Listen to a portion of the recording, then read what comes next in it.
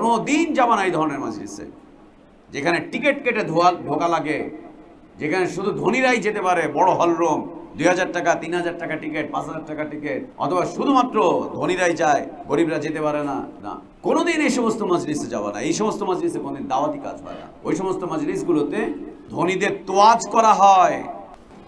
বিসমিল্লাহির রহমানির রহিম। আলহামদুলিল্লাহি রাব্বিল আলামিন, আর রহমানির রহিম, মালিকি ইয়াউমিদ্দিন, وبه نستعين، وأشهد أن لا إله إلا الله وحده لا شريك له، له الملك وله الحمد يحيي ويميت وهو على كل شيء قدير، إله الأولين والآخرين، وأشهد أن محمدًا عبده ورسوله وصفيه وخليله، صلى الله عليه وعلى آله وأصحابه وبارك وسلم تسليما كثيرا إلى يوم الدين. اللهم انفعنا بما علمتنا وعلمنا ما ينفعنا وزدنا علما. اللهم إنا نعوذ بك من علم لا ينفع، ومن قلب لا يخشع، ومن نفس لا تشبع، ومن دعوة لا يستجاب لها. اللهم آت نفوسنا تقواها وزكها أنت خير من زكاها، أنت ولينا ومولاها. يا حي يا قيوم برحمتك نستغيث، أصلح لنا شأننا كله ولا تكلنا إلى أنفسنا طرفة عين.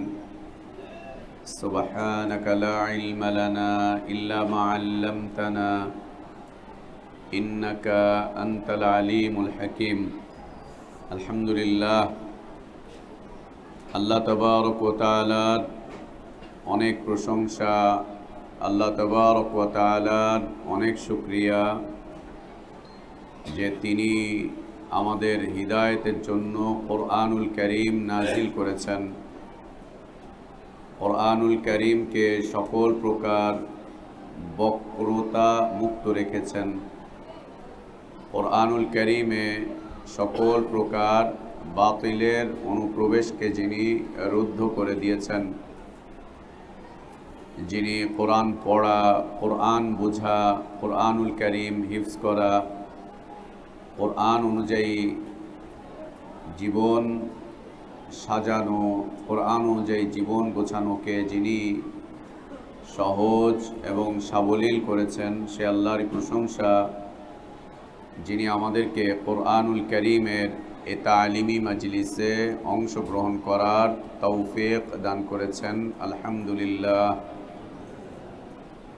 সালাতু সালাম আমাদের প্রিয় নবী মুহাম্মদুর রাসূলুল্লাহ সাল্লাল্লাহু আলাইহি ওয়া আলিহি ওয়াসাল্লামের প্রতি। আল্লাহ সুবহানাহু ওয়া তাআলা যার কাছে কোরআনুল কারীম নাজিল করেছিলেন, যিনি কোরআন পড়তেন, পড়াতেন, বুঝতেন, বুঝাতেন, যিনি কোরআন অনুযায়ী জীবন যাপন করেছেন, যার চরিত্র ছিল কোরআনুল কারীমের হুবহু বাস্তব রূপ, সেই রাসূলের প্রতি সালাতু সালাম। আল্লাহুম্মা সাল্লি আলা মুহাম্মদ ওয়া আলা আলি মুহাম্মদ কামা সাল্লাইতা আলা ইব্রাহিম ওয়া আলা আলি ইব্রাহিম ইন্নাকা হামিদুম মাজিদ। আল্লাহুম্মা বারিক আলা মুহাম্মদ ওয়া আলা আলি মুহাম্মদ كما باركت على إبراهيم وعلى آل إبراهيم إنك حميد مجيد.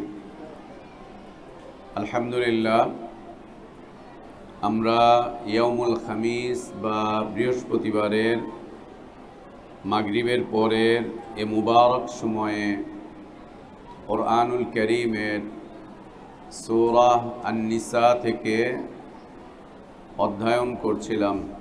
এ পর্যন্ত আমরা সূরা আন-নিসার 14 নম্বর আয়াত পর্যন্ত পড়ে এসেছি।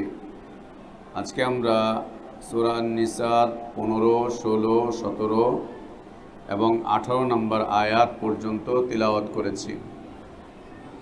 আল্লাহর কাছে আমাদের দোয়া, আল্লাহ আমাদেরকে তাই বলা এবং শোনার তৌফিক দান করেন, যা বললে এবং শুনলে আমরা আল্লাহর পক্ষ থেকে নাজিলকৃত হিদায়াত বা সিরাতে মুস্তাকিমের উপরে অটল অবিচল থাকতে পারি।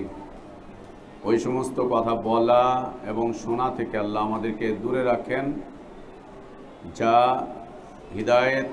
হিদায়াত বা সিরাতে মুস্তাকিম এর একদম উল্টো পথ, হিদায়াত বা সিরাতে মুস্তাকিমের বিপরীত সেই সমস্ত রাস্তা থেকে আল্লাহ আমাদেরকে দূরে রাখেন। আল্লাহুম্মা আমিন। আলহামদুলিল্লাহ, গত দার্সে আমাদের চলছিল মিরাস এর সম্পদের বন্টনের বিষয়বস্তু নিয়ে।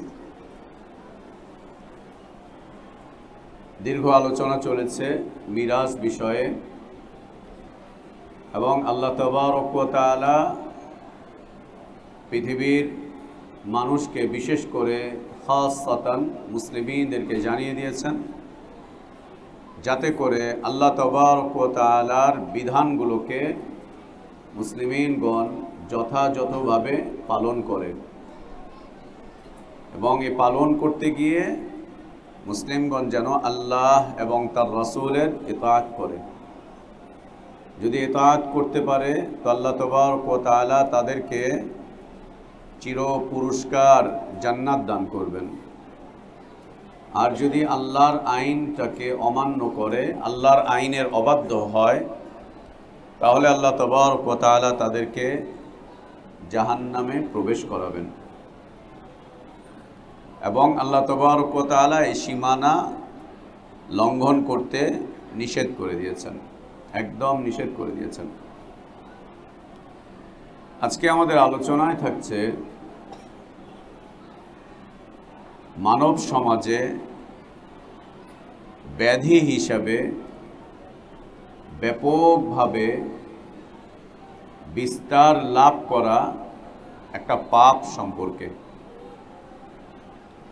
ব্যাপকভাবে বিস্তার লাভ করা একটি পাপ, যা ব্যাধি আকারে এই মানব সমাজে একদম পুরোপুরিভাবে প্রতিষ্ঠিত রয়েছে সেই আদিকাল থেকে, অনেক আগে থেকে। আর তা হচ্ছে জিনা, ব্যভিচার, আর তা হচ্ছে সমকামিতা অথবা লাওয়াত। এটি আজকের কোনো ব্যাধি নয়, এটি আজকের কোনো পাপ নয়। এ পাপ অনেক আগের, হাজার হাজার বছর আগের ইতিহাস। এটি এই পাপে জড়িয়ে পড়ার পিছনে কারণ হচ্ছে জৈবিক চাহিদা এবং জৈবিক চাহিদা পূরণ করার বৈধ পথ পদ্ধতিগুলোকে অবলম্বন না করা। জৈবিক চাহিদা আল্লাহ সুবহানাহু ওয়া তাআলা প্রত্যেক মানুষের মধ্যে দিয়ে রেখেছেন, কারো কম কারো বেশি, প্রত্যেক ইনসান এবং জিন্নাতের মধ্যে আল্লাহ তাবারক ওয়া তাআলা দিয়ে রেখেছেন এবং আমরা দেখি প্রাণীকুলের মাঝেও এগুলো রয়েছে। জৈবিক চাহিদা ইনসান এবং জিন্নাতের জন্য আল্লাহ তাবারক ওয়া তাআলা বিধান দিয়ে রেখেছেন এবং এর বৈধ উপায়ে এর ব্যবহারের জন্য আল্লাহর পক্ষ থেকে পুরস্কার রয়েছে। আল্লাহর নবী সাল্লাল্লাহু আলাইহি ওয়া আলিহি ওয়াসাল্লাম সাদাকার সওয়াবের বর্ণনা দিচ্ছিলেন। অফি কুল্লি তাকবীরাতিন সাদাকা, অফি কুল্লি তাহমিদাতিন সাদাকা, অফি কুল্লি তাসবিহাতিন সাদাকা, অফি বুদঈ আহাদিকুম। আমরা যারা আছি, আমাদের উপরে প্রতিদিন সাদাকা করা আল্লাহ ওয়াজিব করে দিয়েছেন, এবং এই সাদাকা হবে আমাদের এই পুরো দেহের উপর থেকে, পুরো দেহের পক্ষ থেকে। আমাদের এ দেহের পক্ষ থেকে প্রতিদিন সাদাকা করতে হবে, এবং দেহের এই আমরা উপরি অংশ যা দেখছি শুধু এতটুকুই নয়, আমাদের শরীরে যতগুলো জোড়া আছে, কয়টা জোড়া আছে? 360টি। 360টি জোড়া আছে, প্রত্যেকটা জোড়ার পক্ষ থেকে আমাদেরকে সাদাকা করতে হবে প্রতিদিন, প্রতিদিন সাদাকা করতে হবে। সেই সাদাকাগুলো কি? মালি সাদাকা, ইবাদতগত সাদাকা, আজকারগত সাদাকা, আমর বিল মারুফগত সাদাকা, নাহি আনিল মুনকারগত সাদাকা, তাকবীরগত সাদাকা, তাহমিদগত সাদাকা, তাসবিহগত সাদাকা। এরকম নবী সাল্লাল্লাহু আলাইহি ওয়াসাল্লাম বিস্তর বর্ণনা দিচ্ছেন। দেখো, চমৎকার মিল রয়েছে। ফি কুল্লি তাসবিহাতিন সাদাকা, পাঁচ ওয়াক্ত সালাতের পরে আমরা তাসবিহ পাঠ করছি কতবার? 33 গুণ 5, 165।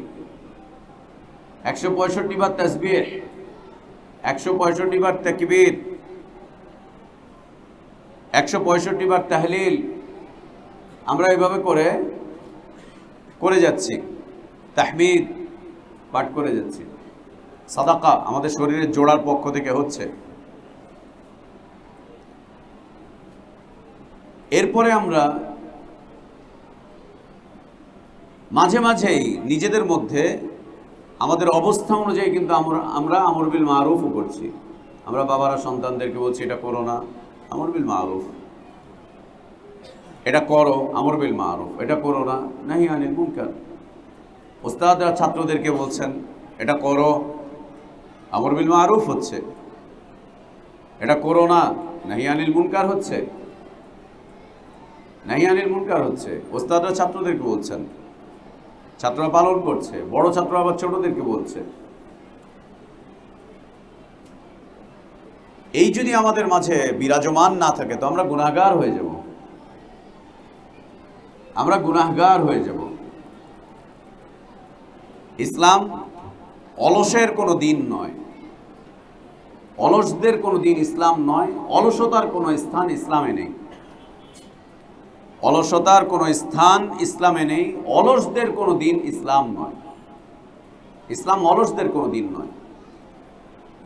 একে নিয়ে সবসময় আমাদেরকে হারাকাত করে যেতেই হবে, সব সময় হারাকাত করে যেতে হবে, এবং সাধ্য অনুযায়ী হারাকাত করে যেতে হবে, সাধ্য অনুযায়ী।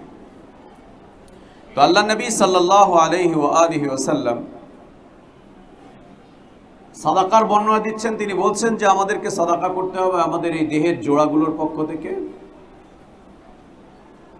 সাধ্য অনুযায়ী আমরা যত বেশি পরিমাণ পারি সাদাকা করে যাব, সাদাকা করতে হবে, কিন্তু এর কোন নিসাব আল্লাহ নবী সাল্লাল্লাহু আলাইহি ওয়াসাল্লাম শেষ নিসাবটা বলে যাননি। একটা নির্ধারিত বিষয় দিয়ে দিয়েছেন, 5 ওয়াক্ত সালাতের পরে 33 33 33, এটা একটা বলে দিয়েছেন।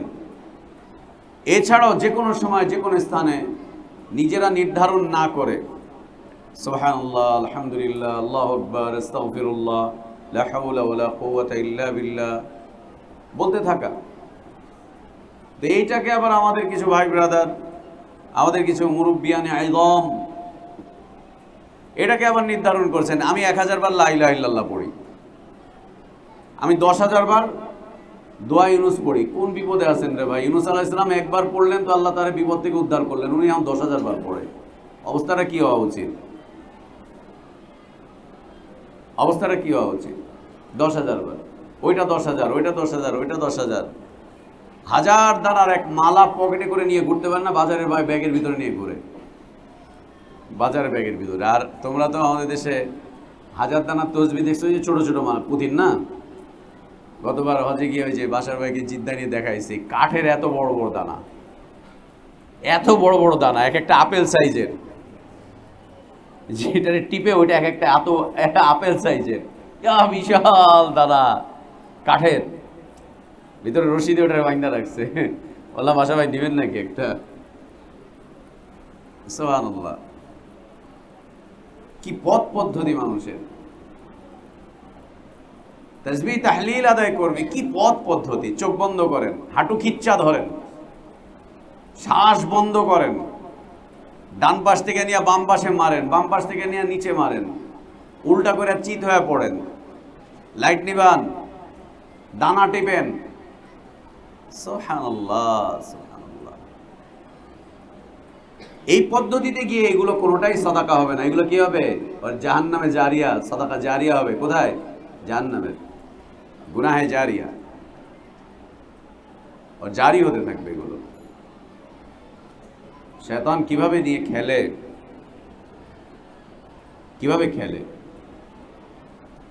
এদেরকে দেখবা, এরা কেউ দিনের জ্ঞান অর্জন করে না। ওই তসবিহ নিয়ে সারাদিন বসে রয়েছে, একটাও দিনের জ্ঞান অর্জন করে। তসবিহ নিয়ে বসে রয়েছে, ওই পীরের সবকটাই আদায় করে, না কোরআন পড়ে, না সুন্নাতি আজকার গুলা করে। ওই পীর যা দিয়েছে ওইটা নিয়ে বসে থাকে, ও নিয়ে টিপতে থাকে সারাদিন।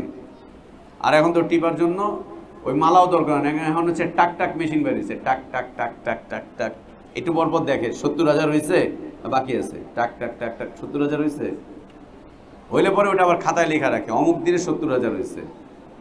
ওইটা আবার ট্রান্সফার করে দেশে বিদেশে, ওটা দিয়ে দেয় মুর্দারের রুহের উপরে, মুর্দারের রুহের উপরে ট্রান্সফার করে দেয়। এগুলো সব বিদাতি পন্থা। এগুলোর কোনো প্রতিদান আল্লাহর কাছে পাবে না, বরং শাস্তির জন্য ওকে রেডি থাকতে হবে, ওকে শাস্তির জন্য রেডি থাকতে হবে। সুন্নাহ অনুসরণ করতে হবে। নবী সাল্লাল্লাহু আলাইহি ওয়াসাল্লাম যে সংখ্যায় দিয়েছেন ওই সংখ্যায়, যে স্থান দিয়েছেন ওই স্থান, যে কাল দিয়েছেন, সময় দিয়েছেন ওই সময়। একটাকে আরেকটার সাথে লেজ বেঁধে টানাটানির কোনো সুযোগ নেই। একটাকে আরেকটার সাথে লেজ বেঁধে টানাটানির কোনো সুযোগ নেই। আর এই যে বই পুস্তকগুলো, মজমুআয়ে ওয়াজায়েফ, নুরানি ওজিফার কিতাব, নুরানি আদি আসল ওজিফার কিতাব, মজমুআয়ে ওয়াজায়েফ, হিসনা হাসিন, আর কি কি যেন সব বেরোইছে। এদের ভালো কিতাব দিলে ওদের হয় না। কেন হবে না? তার কারণ হচ্ছে ওই যে ওই সমস্ত কিতাবগুলোতে নবীকে স্বপ্ন দেখার, নবীকে স্বপ্ন দেখার সবক দেওয়া আছে। নবীকে স্বপ্ন দেখবে, মা ফাতেমাকে স্বপ্ন দেখবে। আমরা জানি উম্মুল মুমিনিনগণ আমাদের মা, আর নবীর মেয়ে হচ্ছে রাদিয়াল্লাহু আনহা, এখন মা ফাতেমা হয়ে গেছে। আয়েশা রাদিয়াল্লাহু আনহাকে মা বলে না, উম্মে সালামাকে মা বলে না, মা ফাতেমা, মা ফাতেমা। মা ফাতেমাকে স্বপ্ন দেখবে। মা ফাতেমা তারা এসে চিড়া ভর্তা করে খাওয়াবে, চিড়া ভাইজা পেঁয়াজ মরিচ দিয়ে ভর্তা করে তারা খাওয়াবে। মা ফাতেমা আসবে, মা ফাতেমা এসা তারা রান্না বাড়া করে খাওয়াবে। আর নবীও তার ঘরে আসবে, এসে বলবে কি রাঁধছস, দে খাই। নবীকে দেখার তালিম, নবীকে দেখার সবক, নবীকে দেখার পদ্ধতি, একে দেখার ওকে দেখার। সুবহানাল্লাহ। এই জামানায় এসে আমরা নবীকে স্বপ্ন দেখে যদি আমরা সৌভাগ্যবান হতে পারি, নবীকে স্বপ্ন দেখলেই যদি জান্নাত ওয়াজিব হয়, তো মদিনার মুনাফিকরা জাহান্নামে যাবে কেন? ওরা তো খালি দেখে নাই, ওরা নবীর পিছনে সালাত আদায় করছে, স্বপ্নেও না বাস্তবে দেখছে। এবং বাস্তবে দেখে এমন না যে দূরে দূরে থেকে দেখছে, একদম কাছে থেকে, সালাতে, সিয়ামে, হজ্জে, যাকাতে, জিহাদে, এমনকি নবী সাল্লাল্লাহু আলাইহি ওয়াসাল্লামের সাথে এক মজলিসে বসে খাওয়া দাওয়ায়। এরপরে ওরা জাহান্নামে যাবে। আর আমরা নবীকে স্বপ্ন দেখলে আমাদের জন্য জান্নাত ওয়াজিব। মাশাআল্লাহ, জান্নাত ওয়াজিব, জান্নাত ওয়াজিব। আর মুফতি সাহেবের তো ফতোয়া আছেই। আমি এই বিষয়ে ফতোয়া নিয়ে খুব ঝামেলায় পড়লাম, অতঃপর আমি মুরাকাবায় লিপ্ত হলাম, ঘুম চলে আসলো। অতঃপর দেখলাম আল্লাহর নবী স্বয়ং নিজে এসে আমাকে বলছেন, আরে তুই জানিস না, তুই এটা এমনি করে ফতোয়া দে। ব্যাস আমি দিয়ে দিলাম। এই ফতোয়া আমাকে আল্লাহর নবী নিজে স্বপ্নে দেখায় গেছেন। ইবলিস কাহেকার, ইবলিস কোন দুনিয়ার ইবলিস? এটা শয়তান। আল্লাহর নবী ওকে ফতোয়া দেখায় দিয়ে যায়, ওকে আজকার দেখায় দিয়ে যায়, ওকে সবক দিয়ে যায় আল্লাহর নবী, আর বলে যায় এটা কর, এটা করবি, এটা করবি। নবী যা দিয়ে গিয়েছেন তার জীবদ্দশায় ওগুলো পছন্দ হয় না। নবীর মৃত্যুর পরে। খের, সাদাকা বলতে বলতে আল্লাহ নবী সাল্লাল্লাহু আলাইহি ওয়াসাল্লাম বলছেন অফি বুদআই আহাদিকুম সাদাকা, মানে তোমরা যে বৈধ উপায়ে স্ত্রী মিলন করো, বৈধ উপায়ে যে তোমরা বৈবাহিক জীবনে যৌন কার্য সম্পাদন করছো, বৈবাহিক জীবনে বৈধ উপায়ে, অবৈধ উপায় নিশ্চয়ই আছে, অবিবাহিত জীবনও আছে। বৈবাহিক জীবনে বৈধ উপায়ে তোমরা যে যৌন কার্য সম্পাদন করছো, এর জন্য তোমাদেরকে সওয়াব দেওয়া হবে। সাহাবী হতভম্ব হয়ে বলছেন, ইয়া রাসূলুল্লাহ, আমরা আমাদের জৈবিক চাহিদা পূরণ করার জন্য আমরা এই কাজটা করছি, তাতেও সওয়াব দেওয়া হবে? নবী সাল্লাল্লাহু আলাইহি ওয়াসাল্লাম বলছেন যে হ্যাঁ, তোমরা যদি এটাকে অবৈধ জায়গায় ব্যবহার করতে, তোমাদের গুনাহ হতো না, পাপ হতো না? তোমাদের গুনাহ হতো না, তোমাদের পাপ হতো না যদি অবৈধ জায়গায় এটাকে ব্যবহার করতে? বলছেন হ্যাঁ, তা তো হতো। যেহেতু পাপ থেকে বেঁচে আছো, গুনাহ থেকে বেঁচে আছো, তাই আল্লাহ তাবারক ওয়া তাআলা তোমাদের স্ত্রী সহবাসের বিনিময়ে তোমাদেরকে সওয়াব দান করবেন, সাদাকার সওয়াব, সাদাকার সওয়াব দান করবেন, সাদাকার সওয়াব দান করবেন। নারী এবং পুরুষ উভয়কে আল্লাহ দান করবেন সাদাকার সওয়াব। তার মানে এর একটা বৈধ বিধান আল্লাহ তাবারক ওয়া তাআলা দিয়ে রেখেছেন। যৌন জীবনের একটা বৈধ বিধান আল্লাহ তাবারক ওয়া তাআলা দিয়ে রেখেছেন, যেই বৈধ বিধানের উপরে আল্লাহ তাবারক ওয়া তাআলা সন্তুষ্ট হয়ে তাদেরকে সাদাকা দান করতে থাকবেন। দেখো কত রকম সাদাকা। এক হচ্ছে বৈধভাবে এটা আসার কারণে 5টা 7টা 8টা 10টা 1 ডজন সন্তান হচ্ছে। প্রত্যেকটা সন্তান যদি ওয়ালাদান সালিহান হয়, আল্লাহু আকবার, বৈধ উপায়ে এই সন্তানগুলো যদি দুনিয়াতে আসে, আর এগুলোকে যদি বাবা মা সঠিকভাবে তারবিয়াত করে তাদেরকে যদি নেক সন্তানে পরিণত করতে পারে, মৃত্যুর পরে ওর কিছু না থাকলেও সন্তানের দোয়াটা ওর জন্য কাজে লেগে যাবে। আও ওয়ালাদান সালিহান ইয়াদউ লাহ, 3টা আমল জারি থাকবে। একটা হচ্ছে নেক সন্তান আসলো কোত্থেকে? ওই বৈধ উপায়ের মাধ্যম দিয়ে, ওই বৈধ সম্পর্কের মাধ্যম দিয়ে। যতক্ষণ ওই বৈধ সম্পর্কের মধ্যে ছিল ততক্ষণ সওয়াব কামাই করেছে, সাদাকার সওয়াব।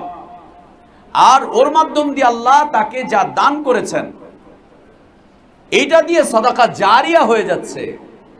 এবং যতদিন এই সন্তান বেঁচে থাকবে তার যত খিদমত থাকবে, প্রত্যেকটা খিদমতের একটা অংশ আল্লাহ তাবারক ওয়া তাআলা তার বাবাকে তার মাকে দান করবেন। আল্লাহ আমাদেরকে নেক আওলাদ দান করেন, আল্লাহ আমাদেরকে নেক আওলাদ দান করেন, আল্লাহ আমাদেরকে নেক আওলাদ দান করেন।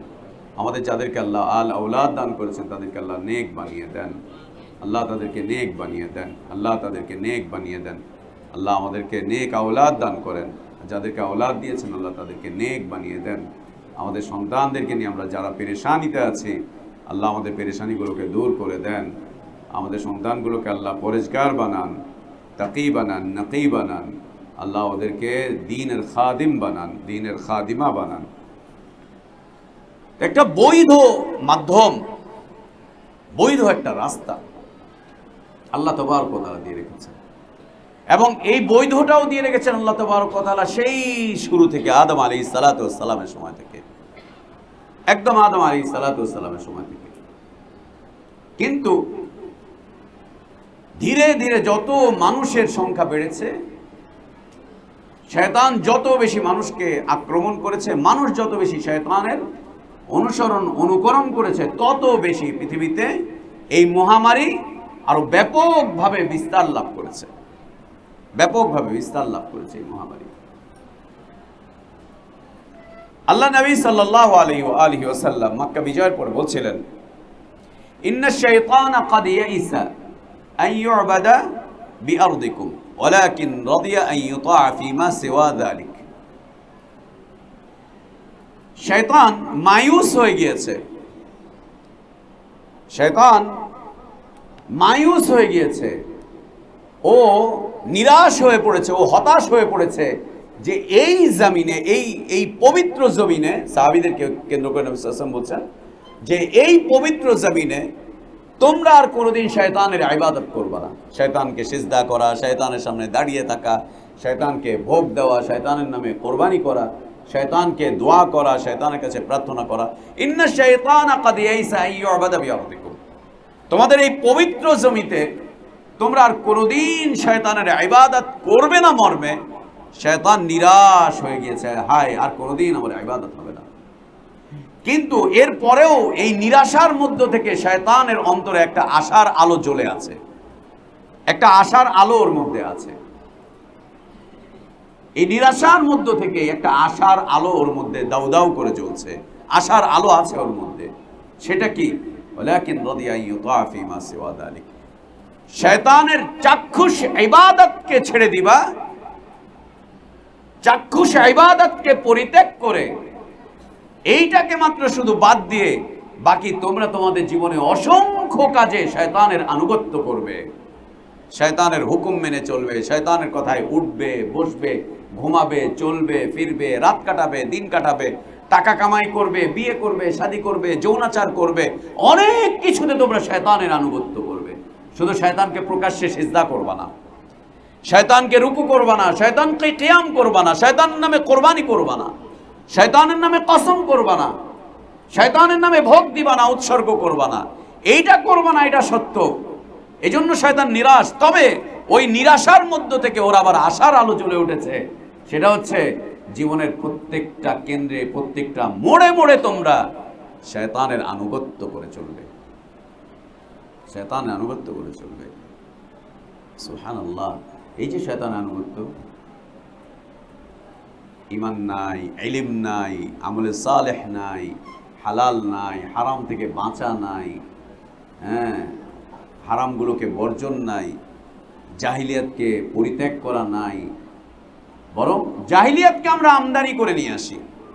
নিজেদের কাছে না থাকলে অন্যের কাছে যাই, নিজের এলাকায় না থাকলে আরেক এলাকায় চলে যাই, নিজের ডিস্ট্রিক্টের মধ্যে না থাকলে অন্য ডিস্ট্রিক্ট থেকে জাহিলিয়াত আমদানি করি, নিজের দেশে না থাকলে বিদেশ থেকে আমরা জাহিলিয়াত আমদানি করি। আর যে ব্যক্তি জাহিলিয়াতের বিরুদ্ধে কথা বলবে তাকে আমরা আজে বাজে ফতোয়া দিয়ে তাকে আমরা দমাবার চেষ্টা করি। ও কি বোঝে, ও কি বোঝে? সুবহানাল্লাহ, সুবহানাল্লাহ। কোনোদিন ইসলামের উপরে টিকে থাকা সম্ভব হবে না যদি আমরা জাহিলিয়াতকে পরিত্যাগ না করি। কোনোদিন ইসলামের উপরে টিকে থাকা সম্ভব হবে না যদি আমরা জাহিলিয়াতকে পরিত্যাগ না করি, যদি আমরা জাহিলিয়াতকে পরিত্যাগ না করি। সুবহানাল্লাহ। মাদ্রাসা তো আমাদের নিয়মিত সিলেবাসের অন্তর্ভুক্ত মাসাইল জাহিলিয়া। এই মাসাইল জাহিলিয়ার ক্লাস শুরু করেছিলাম 2013 সাল থেকে, মনে হয় না ভাই? 2013 সাল থেকে আমাদের ধানমন্ডির দাওয়া সেন্টার, হ্যাঁ, ধানমন্ডির দাওয়া সেন্টারে। সুবহানাল্লাহ। একটা একটা করে আমরা জাহিলিয়াত সেখানে আলোচনা করেছিলাম। সেই সময় মানুষগুলো এই জাহিলিয়াতগুলো পড়ে, এক হচ্ছে আমি পড়াতে গিয়ে আমি নিজে হতবাক হয়ে যেতাম, আর প্রত্যেকটা অধ্যায় পড়াতে গিয়ে মুহাম্মদ বিন আব্দুল ওয়াহাব রাহমাতুল্লাহি আলাইহির জন্য অন্তরের ভিতর থেকে দোয়া আসতো যে কিভাবে আমাদের ইমানের হেফাজতের জন্য এই লোকটা খিদমত রেখে গেছেন, কিভাবে রেখে গেছেন, এই লোকের খিদমত কিভাবে যে খেদমত রেখে গিয়েছেন, কত সূক্ষ্ম জ্ঞানের অধিকারী হলে পরে একেবারে ভিতরে পর্যন্ত প্রবেশ করে সেখান থেকে জাহিলিয়াত টেনে বের করে নিয়েছেন, টেনে বের করে নিয়ে এসেছেন। এই জাহিলিয়াতগুলো যখন পড়েছি এবং পড়িয়েছি, সেখানে একটা একটা নিজেদের ভিতর একটা চাঞ্চল্যতা তৈরি হলো সব দিনী ভাইদের মধ্যে। জাহিলিয়াত এগুলো ইসলাম বিরোধী, এগুলো ইসলাম বিরোধী। এবং যেই জায়গাগুলোতে এই আলোচনাগুলো পৌঁছেছে সেই জায়গাগুলোতে সুবহানাল্লাহ একটা একটা একটা মতদ্বন্দ্ব, মতপার্থক্য এবং একটা সঠিক অবস্থান। কিন্তু সেই লোকজনগুলোকে আবার এখন দেখা যাচ্ছে জাহিলিয়াতের মধ্যে প্রবেশ করা। তার কারণ নবী সাল্লাল্লাহু আলাইহি ওয়াসাল্লামের ইঙ্গিত রয়েছে, জাহিলিয়াত ছাড়া খুব কঠিন, জাহিলিয়াত তোমাকে ছাড়বে না, তুমি ছাড়লেও জাহিলিয়াত তোমাকে ছাড়বে না, তুমি জাহিলিয়াতকে ছাড়লেও জাহিলিয়াত তোমাকে ছাড়বে না। আর যতক্ষণ জাহিলিয়াত থাকবে ততক্ষণ ঈমান সংশোধন থাকবে না, ইসলাম সংশোধন থাকবে না, ইসলাম সংশোধন থাকবে না, ঈমান সংশোধন থাকবে না। মাসাইল জাহিলিয়ার একটা অধ্যায় মুহাম্মদ বিন আব্দুল ওয়াহাব রাহমাতুল্লাহি আলাইহি সুন্দর করে তুলে ধরেছেন, আর এর ব্যাখ্যা শেখ সালেহ আল ফৌজান হাফিজাহুল্লাহ এত সুন্দর করেছেন, তার ব্যাখ্যা অন্যরাও করেছেন। মুশরিকিনে মক্কা নবী সাল্লাল্লাহু আলাইহি ওয়াসাল্লামের কাছে একটা দাবি তুলেছিল, যে দাবি ইতিপূর্বে নবী রাসূলদের কাছে সেই সময়কার মুশরিকিনগণ, কাফেরগণ তারাও তুলেছিল। সেটা হচ্ছে যে আপনি আমাদের জন্য আলাদা একটা মজলিসের ব্যবস্থা করেন, আলাদা একটা মজলিস। আপনার সাথে এই গরিব দরিদ্র চাষা, আমাদেরই কর্মচারী, আমাদেরই গোলাম, এরা সবসময় আপনার আশপাশে থাকে। নবী সাল্লাল্লাহু আলাইহি ওয়াসাল্লাম আশপাশে কারা থাকতো বেশিরভাগ?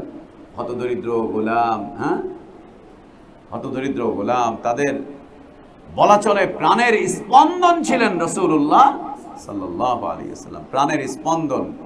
তাকে না দেখলে মনে হতো যে তাদের জীবন ধমনী থেমেই যাচ্ছে, থেমেই যাচ্ছে, থেমেই যাচ্ছে। প্রাণের স্পন্দন ছিলেন রাসূলুল্লাহ সাল্লাল্লাহু আলাইহি ওয়াসাল্লাম। তাকে ঘিরে থাকতেন এই সমস্ত সাহাবীগণ, গরিব, অসহায়, ইতিম, হতদরিদ্র, দাস। এখন সমাজের বিত্তশালী যারা ছিল ওই সময়, যাদের কাছে বিত্ত বৈভব ছিল, টাকা ছিল, পয়সা ছিল, নেতৃত্ব ছিল, কর্তৃত্ব ছিল, যাদেরকে স্যালুট করে চলতে হতো, এরা আল্লাহ নবী সাল্লাল্লাহু আলাইহি ওয়াসাল্লামের কাছে এসে মাঝে মাঝে বস্তু মতামত ব্যক্ত করতো, এই করতো, সেই করতো। একবার তারা এসে আবেদন করলো যে আপনি আমাদের জন্য যদি আলাদা একটা মজলিস করতেন, যেখানে শুধু আমরাই থাকবো, আমরা ধনীরা, আমরা বিত্তশালীরা, আমরা সম্পদশালীরা, আমরা নেতারা, শুধুমাত্র আমরাই থাকবো এখানে, আপনার এই চাষা মাসা এগুলো থাকবে না। কেন? এদের সাথে বসতে তো আমার বাড়ির কর্মচারীর সাথে আমি একসাথে বসে দিন শিখতে পারি, এটা হয়? আমার বাড়ির কর্মচারীর সামনে আমি অজ্ঞের মতো বসে থাকবো, এটা হইলো? আমার বাড়ির কর্মচারী, আমারই খাদেম, আমারই এই সেই। এই দরিদ্র মানুষদের সাথে আমরা বসবো, আমরা সমাজপতি, আমরা এই পতি সেই পতি। আপনি যদি আমাদের জন্য আলাদা একটা ব্যবস্থা করেন, একটা অনুষ্ঠান, সেখানে শুধু আমরা ধনীরাই থাকবো, তাহলে আমরা আপনার সাথে মত বিনিময় করব, যদি ভালো হয় তো আমরা মেনে নিব, এই করব সেই করব। আল্লাহ নবী সাল্লাল্লাহু আলাইহি ওয়াসাল্লামের কাছে ওরা এই আবেদন নিয়ে আসলো, আলাদা ব্যবস্থাপনা, আলাদা ব্যবস্থাপনা। এখন মনে করো যে নবী সাল্লাল্লাহু আলাইহি ওয়াসাল্লাম সাহাবীদেরকে নিয়ে যেখানে বসতেন, কখনো কখনো তো সেখানে খাওয়া দাওয়াও হতো না, খাওয়া দাওয়া হতো না, সাহাবীরা খাবার পাঠাতেন, হ্যাঁ, মহিলারাও খাবার পাঠাতেন, মহিলারা খাবার পাঠাতেন নবী সাল্লাল্লাহু আলাইহি ওয়াসাল্লামের কাছে সাহাবীদের জন্য, একই মজলিসে বসে খাবেন, আল্লাহর নবী খাবেন। অল্প হলেও পাঠাতেন, নবী সাল্লাল্লাহু আলাইহি ওয়াসাল্লাম সেটাকে ভাগ বন্ড করে সবার মাঝে দিয়ে এরপরে খেতেন। হ্যাঁ, সবার মাঝে দিয়ে। সুবহানাল্লাহ, কি চমৎকার ছিল নবী সাল্লাল্লাহু আলাইহি ওয়াসাল্লামের সেই খাবারের মজলিস। গরিব মানুষদের বাড়ি থেকে খাবার আসা, মহিলাদের খাবার পাঠানো আল্লাহ নবী সাল্লাল্লাহু আলাইহি ওয়াসাল্লামের কাছে, সাহাবীদের কাছে। এটা তো সচ্চরিত্রতা, এটা তো আমলে সালেহ। একে কখনোই কটাক্ষ করা উচিত নয়, একে কখনোই নিন্দা করা উচিত নয়, একে কখনোই সমালোচনা করা উচিত নয়, কখনোই না, কোনোদিন না। এটা ভালো না। মাদ্রাসার ওস্তাদদের জন্য যদি আমাদের আশপাশ থেকে কেউ খাবার পাঠায়, এটা আরো সাধুবাদ জানাবার কথা, এটা আরো মুবারকবাদ জানাবার কথা। ছাত্রদের জন্য যদি কেউ খাবার পাঠায়, মুবারকবাদ জানাবার কথা, যে না আলহামদুলিল্লাহ একটা সুন্নাত কেউ পালন করছেন, একটা ভালো কাজ করছেন। আল্লাহ নবী সাল্লাল্লাহু আলাইহি ওয়াসাল্লামের কোন মজলিসটা অসুন্দর ছিল? ইলমি মজলিস, আমালি মজলিস। নবী সাল্লাল্লাহু আলাইহি ওয়াসাল্লামের যে হাসি খুশির মজলিস হতো, মাঝে মাঝে নাটক অভিনয় না, মাঝে মাঝে নবী সাল্লাল্লাহু আলাইহি ওয়াসাল্লাম অল্প স্বল্প হাস্যরস করতেন, হা হা হি হি না। ওইটা কোনটা খারাপ ছিল? সফরের মজলিস, জিহাদের মজলিস, কোনটা অসুন্দর ছিল নবী সাল্লাল্লাহু আলাইহি ওয়াসাল্লামের? শিশুদেরকে নিয়ে যে মজলিস, নারীদেরকে নিয়ে যে মজলিস নবী সাল্লাল্লাহু আলাইহি ওয়াসাল্লামের, কোনটা অসুন্দর ছিল? কোনটা অযৌক্তিক ছিল? কোনটা সমালোচনা করার মতো ছিল? একটাও না, একটাও না। সুবহানাল্লাহ। তো আল্লাহ নবী সাল্লাল্লাহু আলাইহি ওয়াসাল্লামের এই মজলিস, এখানে গরিব ধনী সবাই মিলে খেতেন। একবার খাবারের সময় ঘটনা ঘটলো না, নবী সাল্লাল্লাহু আলাইহি ওয়াসাল্লামের পাশে একজন বাচ্চা সাহাবী বসা, সিরিয়ালে আসতে আসতে আসতে আসতে নবী সাল্লাল্লাহু আলাইহি ওয়াসাল্লাম পর্যন্ত আসলো, তারপর বাচ্চা সাহাবী, তারপর আবু বকর রাদিয়াল্লাহু আনহু। নবী সাল্লাল্লাহু আলাইহি ওয়াসাল্লাম বললেন, তুমি যদি অনুমতি দাও তো ওনাকে দাও। বলছে না, আমি আমার এই অধিকার ছাড়বো না, আল্লাহর নবীর মুখের ঝোঁটা আমি খাবো, আমি আমার এই অধিকার ছাড়তে রাজি নেই। কেন? সুযোগ একবার পেয়ে গিয়েছি, এই সুযোগ আর পাবো কিনা। চমৎকার মজলিস ছিল নবী সাল্লাল্লাহু আলাইহি ওয়াসাল্লামের। সেখানে ধনী আর দরিদ্রের কোনো পার্থক্য ছিল না, বড় আর ছোটর কোনো পার্থক্য ছিল না, শিক্ষিত আর অশিক্ষিতর কোনো পার্থক্য ছিল না, একদম না। গোলাম আর তার মালিকের কোনো পার্থক্য ছিল না, সবাই এক মজলিস। এটাই ইসলাম। নবী সাল্লাল্লাহু আলাইহি ওয়াসাল্লামের কাছে এই আবেদন আসলো। আবেদন আসার পরে আল্লাহ নবী সাল্লাল্লাহু আলাইহি ওয়াসাল্লাম চিন্তা করলেন, কথা তো ভালোই, আমি যদি 2-4 দিন ওদের সাথে আলাদাভাবে কথাবার্তা বলি, বলতে বলতে হয়তোবা ওরা ফিরে চলে আসবে, হয়তোবা ওরা ফিরে চলে আসবে। বলি না, একটু সুযোগ দেই না, শুধু ধনীদের জন্য আলাদা, শুধু ধনীদের জন্য আলাদা। আল্লাহ আমাদেরকে এই ধরনের মজলিস থেকে, এই ধরনের দাওয়াতি প্রোগ্রাম থেকে হেফাজত করেন, যেখানে শুধু ধনীদের প্রবেশাধিকার থাকে, কোনো দরিদ্র মানুষের প্রবেশ অধিকার থাকে না। আল্লাহ ওই মজলিস থেকে আমাদেরকে দূরে রাখেন। কোনোদিন যাবা না এই ধরনের, কোনোদিন যাবা না এই ধরনের মজলিসে, যেখানে টিকিট কেটে ঢোকা লাগে, যেখানে শুধু ধনীরাই যেতে পারে, বড় হলরুম, 2000 টাকা 3000 টাকা টিকিট, 5000 টাকা টিকিট, অথবা শুধুমাত্র ধনীরাই যায়, গরিবরা যেতে পারে না। না, কোনোদিন এই সমস্ত মজলিসে যাওয়া না। এই সমস্ত মজলিসে কোনোদিন দাওয়াতি কাজ হয় না। ওই সমস্ত মজলিসগুলোতে ধনীদের তোয়াজ করা হয়, ধনীদের তোয়াজ করা হয় ওই সমস্ত মজলিসে, আর কিচ্ছু করা হয় না, কোনোদিন করবা না। আমাদের দেশে এই মজলিসগুলো শুরু হয়েছিল, আলহামদুলিল্লাহ আমরা প্রতিবাদ করেছিলাম, বন্ধ হয়েছে। 2000 টাকা 3000 টাকা টিকিট। আমি বললাম যে ভাই, আমি তো গরিব মানুষ, বাদাম বেচা খাই, আমি তো 3000 টাকা দিয়ে টিকিট কেটে আপনাকে এই ইসলাম শিখতে পারব না। আমি তো গরিব মানুষ, বাদাম বেচি, চকলেট বেচি। তো আমার একটা বলছেন না, ওইখানে তো আসলে, তো এটা কোন ইসলাম আপনারা নিয়ে আসলেন? কোন ইসলাম আপনারা মদিনা থেকে আমদানি করলেন, যেখানে রিক্সাওয়ালা যেতে পারবে না, যেখানে ফেরিওয়ালা যেতে পারবে না, যেখানে বাদাম বিক্রেতারা যেতে পারবে না? বলছে এগুলোর তো অনেক মজলিস আছে, সব মসজিদে মসজিদে আছে, কিন্তু হাই সোসাইটির লোকজন তো সব জায়গায় যেতে পারে না, তাই তাদের জন্য আমরা একটু আলাদা। হাই সোসাইটির লোকজন এরা তো সব জায়গায় যেতে পারেন, তাই তাদের জন্য আমরা একটু আলাদা। আলহামদুলিল্লাহ, আল্লাহ বন্ধ করে দিয়েছেন, আল্লাহ বন্ধ করে দিয়েছেন। জাহিলিয়াত। আল্লাহ নবী সাল্লাল্লাহু আলাইহি ওয়াসাল্লামের কাছে বলা হলো, নবী সাল্লাল্লাহু আলাইহি ওয়াসাল্লাম একটু চিন্তা করছিলেন। আল্লাহ তাবারক ওয়া তাআলা আয়াত নাযিল করলেন, ওয়ালা তাতরুদিল্লাযীনা ইয়াদউনা রাব্বাহুম বিলগাদাতি ওয়াল আশিয়্যি ইউরিদুনা ওয়াজহা মা আলাইকা মিন হিসাবিহিম মিন শাই ওয়া মা মিন হিসাবিকা আলাইহিম মিন শাই ফাতাতরুদাহুম ফাতাকুনা মিনাল যালিমিন। সুবহানাল্লাহ। যারা রাত দিন 24 ঘন্টা আল্লাহকে সন্তুষ্ট করার জন্য আল্লাহর কাছে ইবাদতে, আল্লাহর ইবাদতে লিপ্ত থাকে, এই হতদরিদ্র মানুষগুলোকে তুমি নবী সরিয়ে দিও না ওই মানুষগুলোকে কেন্দ্র করে। ওদেরকে চাইতে গিয়ে তুমি এদেরকে আলাদা করো না, ওদেরকে ধরতে গিয়ে তুমি এদেরকে আলাদা করো না, এদেরকে তুমি দূরে সরিও না। যদি এই কাজটা করো, তুমি যদি ওই ধনীদের দিকে ঝুঁকে যাও যারা তোমাকে মজলিস 2 ভাগে বিভক্ত করতে বলেছে, তাহলে নবী তুমি জালেম হয়ে যাবে। ধনী আর দরিদ্রের এই পার্থক্যটা আল্লাহ তাবারক ওয়া তাআলা আমাদের জন্য পরীক্ষা হিসেবে দিয়ে রেখে দিয়েছেন। একটা পরীক্ষা, এটা একটা ফিতনা, এবং এই ফিতনাই হচ্ছে পরীক্ষা। এটা ফিতনা, এটাই হচ্ছে পরীক্ষা। এগুলো জায়েজই না, এগুলো হারাম। এই যে জাহিলিয়াত, এগুলো আমাদেরকে কুরে কুরে খাচ্ছে। এই যে রমাদান চলে আসতেছে, দেখবা ইফতার পার্টি, একদিন এতিমদের, ওখানে শুধু এতিমরা, বাহ বাবা কি এতিম ভক্ত। তারপরে দিন দেখবা ব্যবসায়ীদের, তারপরে দিন দেখবা আইনজীবীদের, তারপরে দিন দেখবা কূটনীতিবিদদের, কূটনীতিবিদদের আলাদা আলাদা করে ইফতার মাহফিল, পেশাজীবীদের, তারপরে ওদের, তারপরে ওদের। লা ইলাহা ইল্লাল্লাহ। কি হলো, কি হলো? ইফতারেও এটা, এরকমটাও এটা, এটাও, এটাও। সুবহানাল্লাহ। আর এটাও কি আবার প্রবেশ করেছে একদম হজ পর্যন্ত। ভিআইপি হাজি, উনি ইকোনমি ক্লাসের হাজি, আর উনি লোকাল ক্লাসের হাজি। ভিআইপি, ইকোনমি, লোকাল, 3টা ক্লাসের হজ যাত্রী যায় আমাদের দেশ থেকে, ভিআইপি, ইকোনমি আর লোকাল শ্রেণীর। আমরা হলাম লোকাল বাসের, মিরপুর রোডের, থাপড়াইতে যায়। যাওয়ার সময় একটা বাস অন্তত 10টা বাসরে ভূষা মাইরা ধাক্কা দিয়া মাথা ঢুকায় বাইর করে দেয়, তারপরে যায় ওইটা গিয়ে আবার সামনে গিয়া পাশা ব্যাকআপ করে পয়সা থাকে, তোরা যেতে দিব না। আমরা হলাম ওই কোয়ালিটি লোকাল গাড়ির প্যাসেঞ্জার, আমরা হলাম লোকাল হাজি। ধাক্কায় মাক্কায় ওই মিনার সেই মাথায় হাঁটতে হাঁটতে পা ফুইলা যায়, শেষ হয়ে যায়, ভিআইপি হইতে পারলাম না, লোকাল হাজি।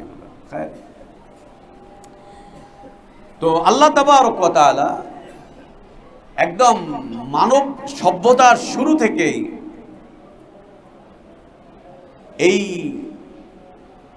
এই যে যৌন শক্তি রয়েছে, এই যে যৌন কর্ম রয়েছে, এর সঠিক ব্যবহার, এর নির্দেশনা আল্লাহ তাবারক ওয়া তাআলা দিয়ে রেখেছেন। শয়তান এখানে এসে মানুষকে পরিচিত করেছে, ভিন্ন রাস্তায় নিয়ে চলে গিয়েছে, আনুগত্য করাচ্ছে শয়তান, ভিন্ন রাস্তায় নিয়ে চলে গিয়েছে। শয়তান যতগুলো রাস্তায় মানুষকে নিয়ে যায়, তার রাস্তাগুলোর মধ্যে একটা হচ্ছে অবাধ যৌনাচার, জেনা, ব্যভিচার। জেনা ব্যভিচার করতে করতে যখন এইটা থেকেও মুখ উঠে যায়, তখন সমকামিতা, লাওয়াতাত, সেদিকে নিয়ে চলে যায়। এইদিকে যখন নিয়ে চলে গিয়েছে শয়তান, মানুষের মধ্যে ছড়িয়ে পড়েছে এবং শয়তান একটা অত্যন্ত চাতুরতার সাথে একটা কৌশল কাজ করিয়ে নিয়েছে। সেটা হচ্ছে বিবাহ শাদীকে কঠিন করে দিয়েছে, জেনা ব্যভিচারকে সহজ করে দিয়েছে। 500 টাকা হলেই জেনা করা যায়, বিয়ে করতে 5 লাখ টাকা লাগে। বাপই বলে তোর পায়ে দাঁড়াবি যেদিন সেদিন বিয়া করবি, আমি তোরে বিয়া করবো, আমার মাথা খারাপ হয়েছে, তোরে পালছি তোর বউরেও পালুম, তোরে পালছি তোর বউরেও পালুম, নিজের পায়ে যেদিন দাঁড়াবি ওই দিন গিয়া বিয়া করবি। এটা চিন্তা করে না যে ওর যুবক ছেলেটা জিনায় জড়িয়ে পড়তে পারে, ওর যুবক ছেলেটা চরিত্র নষ্ট হয়ে যেতে পারে, ওর ক্ষতি হয়ে যেতে পারে, এটা চিন্তাই করে না। কিছু একটা কর। বেশ কিছুদিন আগে আমাদের এক ভাই বলছে, ওর বাপরে বলছে আব্বা বিয়া করা দরকার। কর বিয়া, আব্বা টাকা পয়সা তো নাই তো, টাকা পয়সা নাই তো জোগাড় কর। কেমনে করো, বিয়া করতে এত টাকা লাগে? এক কাজ কর, তুই ডিপ ফ্রিজে ঢুকে বয়ে থাক, ডিপ ফ্রিজে ঢুকে বরফ বয়ে থাক, ডিপ ফ্রিজে ঢুকে বয়ে থাক তুই। সুবহানাল্লাহ, সুবহানাল্লাহ। প্রত্যেক বাবাদের উচিত সন্তানদের দিকে খুব তীক্ষ্ণভাবে খেয়াল করা। যদি মনে হয় যে ও পাপে জড়িয়ে পড়বে, ওর পাপের রাস্তাগুলোকে বন্ধ করে দেওয়া এটা মা বাবার দায়িত্ব। ওর পাপের রাস্তা বন্ধ করে দেওয়া মা বাবার দায়িত্ব। মা বাবারা যেন ওর পাপের রাস্তা বন্ধ করে দেয়, এবং সেই পাপটা শুধু জেনা ব্যভিচার না, যে কোনো ধরনের পাপ। অর্থনীতিকে কেন্দ্র করে ছেলে পাপে জড়িয়ে পড়তে পারে, সুদ নিয়ে আসতে পারে, বন্ধ করো। বাপের অনেক জায়গা সম্পদ আছে, ছেলেকে দেয় না, কিছু করতেও দেয় না, খাইতেও দেয় না, ছেলেকে সমিতি থেকে লোন নিয়ে চলে এসছে, এখন ছেলে সুদ খাচ্ছে। বাহ, কিভাবে সহ্য করে বাবা এগুলো? সকল ক্ষেত্রে প্রত্যেক মা বাবার খুব তীক্ষ্ণভাবে খেয়াল রাখা উচিত যে সন্তান গুনাহে জড়িয়ে পড়ছে কিনা। আর আমাদের দেশে সব মা বাবারা খেয়াল করে ওই ঠিকমতো পরীক্ষা দিতে আছে কিনা, ওই পাশ করবো কিনা, ও গোল্ডেন A+ পাবে কিনা, ও চান্স পাবে কিনা, ও এটা। আর এখন তো মা বাবারা মাশাআল্লাহ আরো নেক হয়েছে। আমার ছেলের গার্লফ্রেন্ড আছে মাশাআল্লাহ, ওর এই আছে, ওর মেয়ে কলেজ থেকে যখন আসে বলছে কি বন্ধু বান্ধব নিয়ে আয়, বাইরে কি কথা, ঘরে এসে কথা বল। আরে মা আবার এনে সোফায় বসিয়ে দিয়ে তোমরা বসে গল্প করো, আমি চা বানিয়ে নিয়ে এসছি, মাশাআল্লাহ, তোমরা গল্প করো, আমি চা বানিয়ে নিয়ে এসছি। শয়তান, ইবলিস। মা বাবা সন্তানদের জিনা ব্যভিচারের কে আবারও উচকে দিচ্ছে, আরো এগিয়ে দিচ্ছে, কর কর কর, সমস্যার কিছু নাই।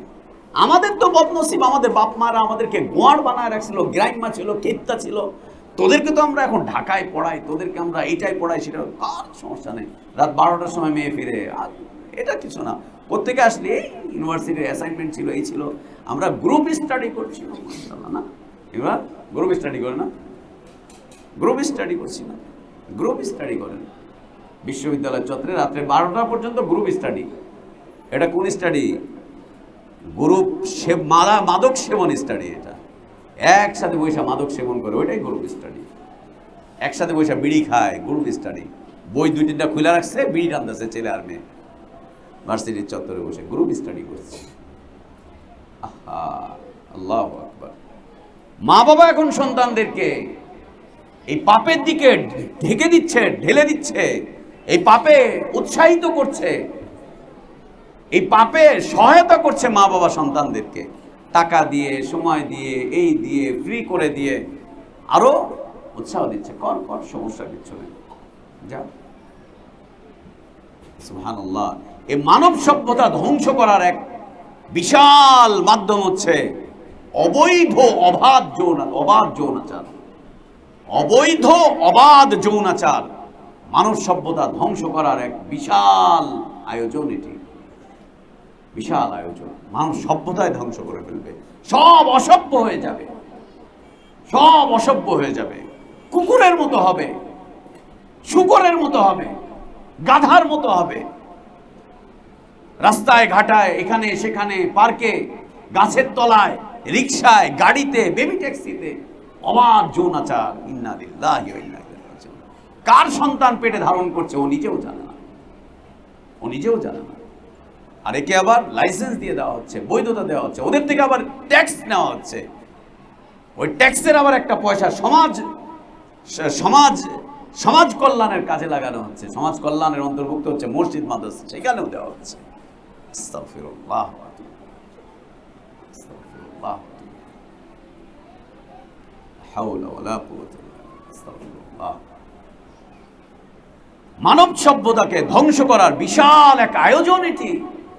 সভ্যতা ধ্বংস হয়ে যাবে এবং ততক্ষণ পর্যন্ত কিয়ামত হবে না যতক্ষণ না পর্যন্ত এই উম্মত রাস্তায় ঘাটে, অলিতে গলিতে চতুষ্পদ জন্তুর মতো জেনা ব্যভিচার না করবে, ততক্ষণ পর্যন্ত কিয়ামত হবে না। এতো কিয়ামতের আলামত। রিকশার মধ্যে যৌনাচার চলছে, সিএনজিতে যৌনাচার চলছে, তো কিয়ামতের আলামত। পার্কের সামনে, পার্কে বসে যৌনাচার চলছে, এ তো যৌনতার আলামত। হোটেলগুলোতে যৌনাচার চলছে, কিয়ামতের আলামত এগুলো, অবাধ মেলামেশা। আর এর শুরু হচ্ছে শিক্ষা জীবন থেকে, একেবারে ক্লাস 1 থেকেই শুরু হয়েছে যৌনাচার। আরে সিলেবাসে তো এই দিন না হলে যৌনাচার নিয়ে কথাবার্তা বলছে। যৌনাচারের শুরু তো সহশিক্ষা দিয়ে শুরু হয়েছে, সে আরো অনেক আগে। সহশিক্ষা দিয়ে শুরু, উস্কুসানি, খুসখুসানি, চিঠি দেওয়া, আদান প্রদান করা। বাবা, তোর এত গোপন করার কি দরকার? এত খুসখুস মুসখুস করার দরকার কি? নে, তোর বইতে লিখে দিলাম, আদান প্রদান কর, সরাসরি কর, যা, অসুবিধা নাই, যা। এখন বিরোধিতা করে লাভটা কি? অমুক ক্লাসের বইতে যৌনাচার লিখছে, অমুক ক্লাসের বইতে যৌন শিক্ষা লিখছে, অমুক ক্লাসের বইতে মূর্তি পূজা লিখছে। সুবহানাল্লাহ। ঘরে মূর্তি রেখে এখন বইয়ের মধ্যে মূর্তি পূজা লিখছে, খুব মাথা ব্যথা হুজুরের। হ্যাঁ, খুব মাথা ব্যথা। শিক্ষা কি আজকে দেখে নাকি? একটা মাত্র মেয়ে, ওকে প্রাইভেট টিউচার দিয়ে প্রাইভেট মাস্টার রেখে দিচ্ছে, ব্যাস। মাস্টার এসে মাস্টারি, সব দিকেই মাস্টারি করে, সব কিছুর মাস্টার উনি। সমস্যা কি? খালি কি অঙ্ক, খালি কি ইংরেজি? সব কিছুর মাস্টার উনি, মাস্টারি করছে। সুবহানাল্লাহ। কদিন পরে বলছে যে কি যে ভুল করলাম, মাস্টার নিয়ে ভেঙে গেছে, ভাগার জিনিস নিয়ে ভাগছে,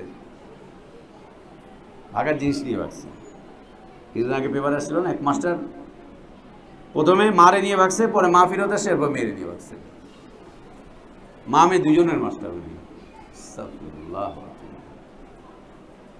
এই মানব সভ্যতাকে ধ্বংসের এক মহা উৎসব, মহা কর্মকাণ্ড এটা, অবৈধ যৌনাচার।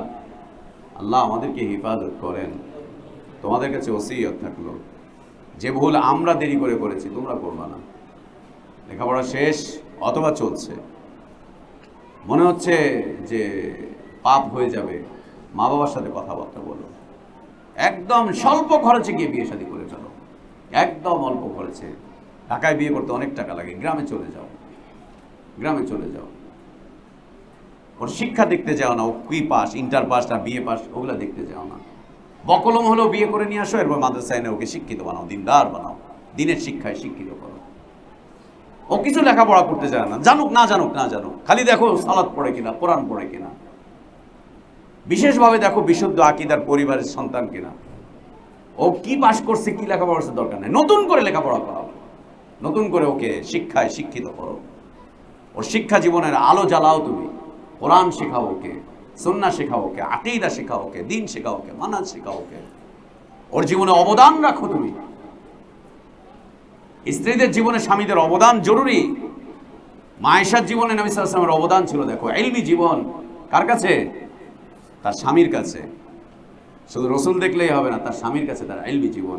উম্মে সালামার ইলমি জীবন কার কাছে? স্বামীর কাছে।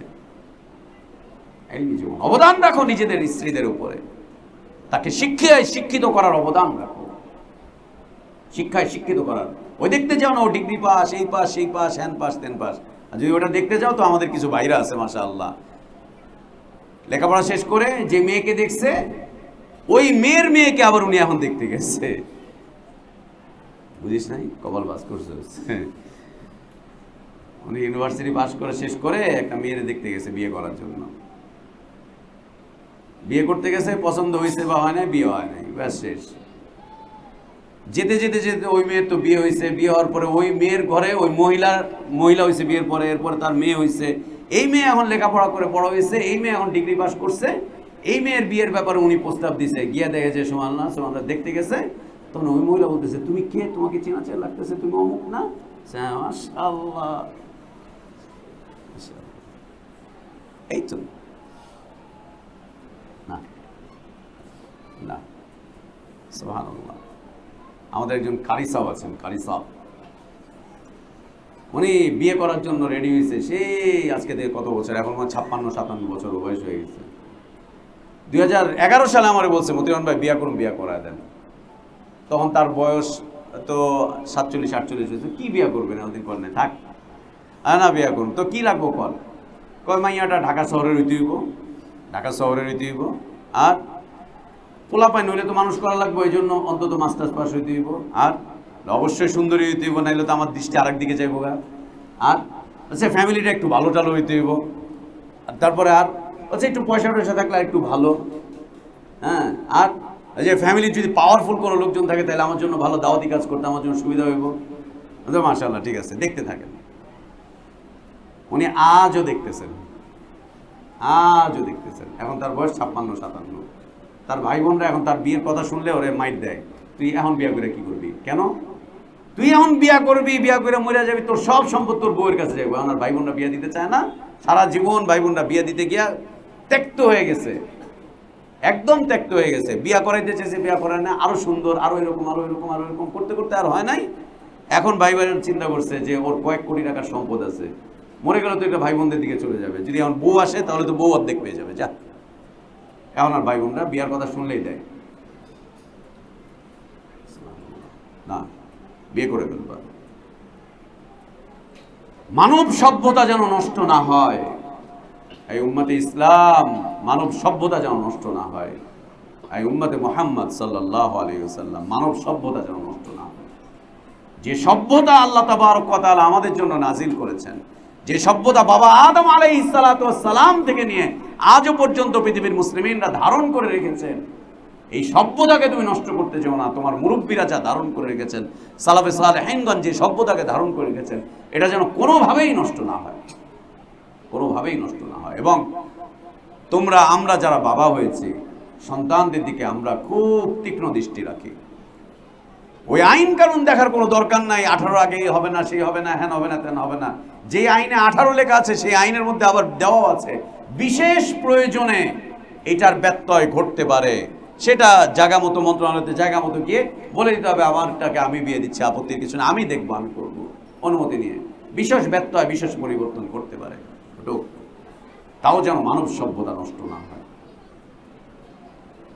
মানব সভ্যতা যেন নষ্ট না হয়। এই সভ্যতা অনেক মূল্যবান, এই সভ্যতা অনেক দামি, এত দামি এই সভ্যতা, এত দামি এই সভ্যতা, এত দামি এই সভ্যতা যে সাহাবিয়া রাদিয়াল্লাহু আনহা নবী সাল্লাল্লাহু আলাইহি ওয়াসাল্লামকে এসে বলছেন, তাহিরনি ইয়া রাসূলুল্লাহ, আমাকে পবিত্র করেন, এই অসভ্যতার বোঝা আমি আর বহন করতে পারছি না, এই অসভ্যতার বোঝা আমি আর বহন করতে পারছি না, আমি আর বহন করতে পারছি না, আমাকে পবিত্র করেন। তিনি জানতেন যে তাকে রজম করা হবে, তিনি জানতেন তিনি দুনিয়া থেকে বিদায় নেবেন, তিনি জানতেন যে কষ্টদায়ক এক মৃত্যু তাকে বরণ করতে হচ্ছে, তারপরেও বলছেন যে আমি এই বহন করতে পারছি না, ইয়া রাসূলুল্লাহ আপনি আমাকে পবিত্র করেন, আপনি আমাকে পবিত্র করেন। কি জ্ঞান ছিল তাদের, কি সভ্য মানুষ ছিলেন তিনি, কি সভ্য মানুষ ছিলেন তিনি, আল্লাহু আকবার, কি সভ্য ছিলেন তিনি রাদিয়াল্লাহু আনহা। এটা মানব সভ্যতা ধ্বংসের এক বিশাল আয়োজন, জিনা, ব্যভিচার, লাওয়াতাত, সমকামিতা। এটা আগে থেকেই ছিল, এখনো আছে, এখনো আছে। তবে এর শাস্তির বিধান কোরআনুল কারীম সূরা আন-নিসাতে, এখানে এই দুটি আয়াতে আল্লাহ তাবারক ওয়া তাআলা জাহিলিয়াতের যুগে যে শাস্তির বিধান ছিল সেই শাস্তির কথা এখানে তুলে ধরেছেন, সেই শাস্তির কথা তুলে ধরেছেন এখানে।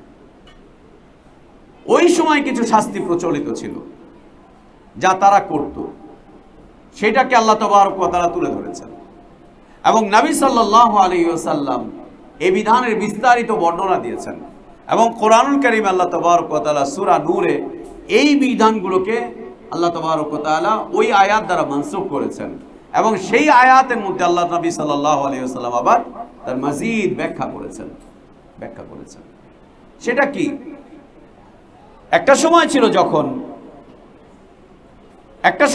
যখন কেউ জিনা ব্যভিচার করত, কোন মহিলা যখন জিনা ব্যভিচার করত, এই জিনা ব্যভিচারের বিচার করার জন্য বিচারকের কাছে এটা নিয়ে বিচার আসলে পরে বিচারক 4 জন সাক্ষীর কথা বলতেন।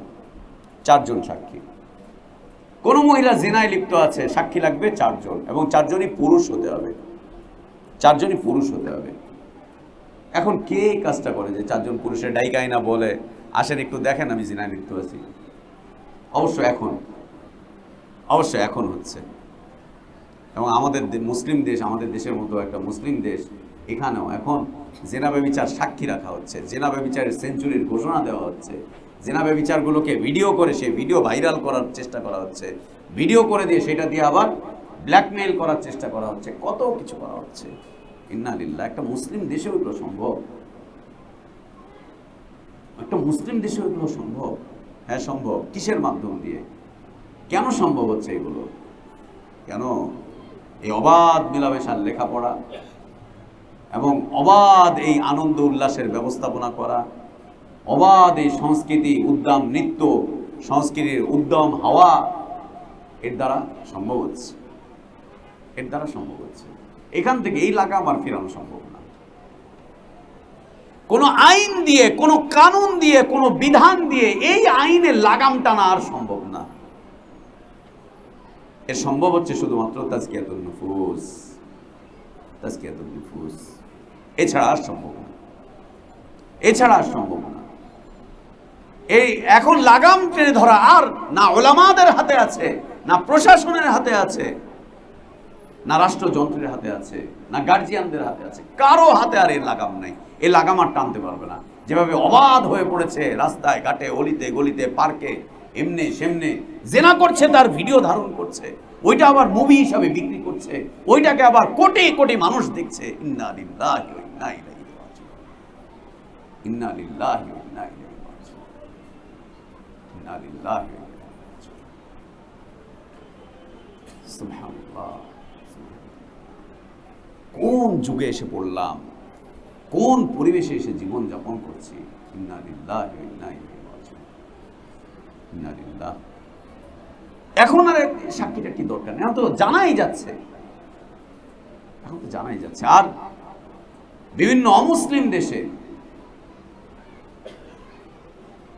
স্ত্রী, স্বামীর সামনে স্ত্রী অন্য মানুষকে নিয়ে বেডরুমে চলে যাচ্ছে, স্বামী কিচ্ছু বলার ক্ষমতা রাখে না।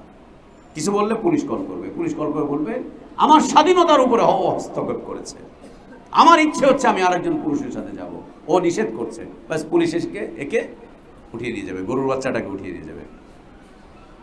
গরুর বাচ্চা এটা ম্যা করে, এরে উঠিয়ে নিয়ে চলে যাবে, নিয়ে যে ওরে কাউন্সিলিং করবে, দেখো কারো স্বাধীনতায় হস্তক্ষেপ করতে হয় না, আর করবা না? আর করবো না, ঠিক আছে, আমি কান ধরে তওবা করতেছি, আর কোনোদিন আমার স্ত্রীর স্বাধীনতায় হস্তক্ষেপ করবো না। তো যাও যাও যাও, গিয়ে এখন 203 মিলে এক বউ নিয়ে থাকো,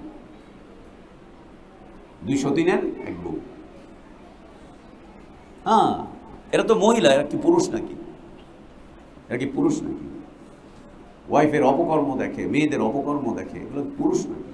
সন্তানদের অপকর্ম দেখে হাততালি দেয়, এরা কি পুরুষ নাকি? এরা কি পুরুষ নাকি? সুবহানাল্লাহ, এরা পুরুষ না।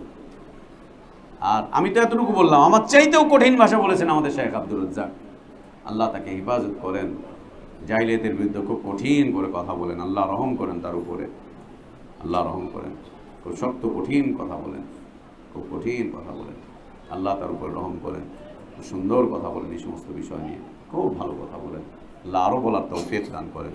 কাউকে না কাউকে বলে যেতে হবে, বলে যেতেই হবে। যে নির্ভীকভাবে নির্ভয় বলে যাচ্ছেন, আলহামদুলিল্লাহ, এটাই আহলে হাদিসদের আলামত, এটাই সালাফিদের আলামত। নির্ভীকভাবে বলতে থাকবে, পাছে লোকে কি বলে এটা কোনো বিষয় না, বলতে থাকো, বলতেই থাকবে, চলতেই থাকবে। এটাই সালাফিয়ত, এটাই সালাফিয়ত। কেউ যদি জেনা ব্যভিচারে জড়িয়ে পড়ে কোনো নারী, তাহলে তার জন্য 4 জন সাক্ষী লাগবে, পুরুষ। এবং এই 4 জন সাক্ষী হতে হবে সত্যবাদী, ইনসাফকারী, এসে সাক্ষী দেবে। সাক্ষী দিয়ে যদি প্রমাণ হয় যে হ্যাঁ সে ব্যভিচার করেছে এই নারী, তখন তার জন্য বিধান হচ্ছে তাকে মৃত্যু ঘর বন্ধ করে রাখবে, বাড়িতে রেখে দিবে, বাড়ি থেকে বেরোতে দিবে না, বাড়ির মধ্যে রেখে দিবে একেবারে আমৃত্যু, মৃত্যুর আগ পর্যন্ত সে আর বাড়ি থেকে বের হবে না, সে আর বাড়ি থেকে বের হবে না। সুবহানাল্লাহ। আল্লাহ নবী সাল্লাল্লাহু আলাইহি ওয়াসাল্লামের কাছে একজন সাহাবী চলে আসলেন না, এসে জিজ্ঞেস করছেন, ইয়া রাসূলুল্লাহ, যদি বিষয়টা এমন হয়, আমি আসলাম, এসে দেখলাম আমার ওয়াইফ, আমার স্ত্রী কারোর সাথে জেনা করছে, ব্যভিচারে লিপ্ত আছে, আমি এখন কি করব? আমি এখন কি করব? যদি সাক্ষী ডাকতে যাই তো এ পালিয়ে চলে যাবে, একে আর ধরা যাবে না। আর যদি আমি এর উপরে কিছু করি তাহলে তো আবার আমার উপরে বিচার ফয়সালা হয়ে যাবে, আমি এখন কি করব? কি করা যাবে আমার উপরে? আল্লাহু আকবার। আল্লাহ নবী সাল্লাল্লাহু আলাইহি ওয়াসাল্লাম অনর্থক প্রশ্ন করা পছন্দ করতেন না, অগ্রিম প্রশ্ন করা পছন্দই করতেন না, একদম পছন্দই করতেন না। ঘটেও গেল বিষয়টা তারই বাড়িতে ঘটনা ঘটেই গেল। ফিরে এসে একদিন দেখলেন যে বিষয়টা এরকমই। সাক্ষী রাখবেন, সাক্ষী কোথায় পাবেন? কে বসে আছে আপনার বউ পাহারা দেওয়ার জন্য? কে বসে আছে আপনার বউকে পাহারা দেওয়ার জন্য? কে বসে থাকবে এই মহিলাকে পাহারা দেওয়ার জন্য? কোথায় সাক্ষী পাবে? সাক্ষী জোগাড় করতে যাবে তো এদিক দিয়ে চলে যাবে, আর বউয়ের ব্যাপারে গিয়ে বিচারককে বলবে, বিচারক বলবে সাক্ষী আনো, বলবে সাক্ষী নাই, তাহলে তুমি মিথ্যাবাদী। আর বউ বলবে যে না আমি করিনি, ও আমার উপরে মিথ্যা কথা বলতেছে, অপবাদ দিচ্ছে, আমার উপরে এই করছে, ওই করছে, সেই করছে। হ্যাঁ, আর ডিএনএ টেস্ট তো সবসময় হয় না। কয়দিন হলো ডিএনএ টেস্টের এই সেই হ্যান ত্যান, কয়দিন হয়েছে? সুবহানাল্লাহ। এক সময়ের বিধান ছিল ফামসিকুহুন্না ফিল বুয়ুত হাত্তা ইয়াতাওয়াফাহুন্নাল মাউত আও ইয়াজআলাল্লাহু লাহুন্না, ওই বিধানের উপরে থাকো অথবা অপেক্ষা করো, দেখো আল্লাহ সুবহানাহু ওয়া তাআলা কোনো নতুন বিধান দেন কিনা, নতুন কোনো বিধান দেন কিনা। জি হ্যাঁ, অতঃপর আল্লাহ তাবারক ওয়া তাআলা বিধান দিয়ে দিলেন, আয-যানিয়াতু ওয়াজ-যানি ফাজলিদু কুল্লা ওয়াহিদিন মিনহুমা ইয়াতাচাদ্দা। যদি অবিবাহিত হয় তাহলে তাদেরকে 100 জিলদা মারো, 100 জিলদা মারো, আর 1 বছরের জন্য তাদেরকে দেশান্তরিত করে দাও, বের করে দাও, এই দেশে থাকতে পারবি না। এটা রাষ্ট্রের দায়িত্ব। জেনা করেছে 100 চাবুক মারো, 100 চাবুক মারো। অনেকদিন আগে গাজীপুরে একটা বিচারে গেছিলাম, অনেকদিন আগে, আমি তো ছোট, বিচার দেখতে গেছিলাম আমার নানাবাড়ি এলাকায়। সেখানে এরকম একটা ঘটনা ঘটছে। ঘটার পরে এখন গ্রাম্য বিচার, আগে তো তাও লোকজন কিছু বিচার সালিশ করতো, গ্রাম্য বিচার এলাকার হুজুরে ডাইকা আনছে, বলছে কি করতে হবে হুজুর? বলছে 100 বেত মারতে হবে। এখন ঘটনাটা ঘটাইছে হলো মাতবরের ছেলে, আর মাতবরের বাড়িতে আবার হুজুর খায়।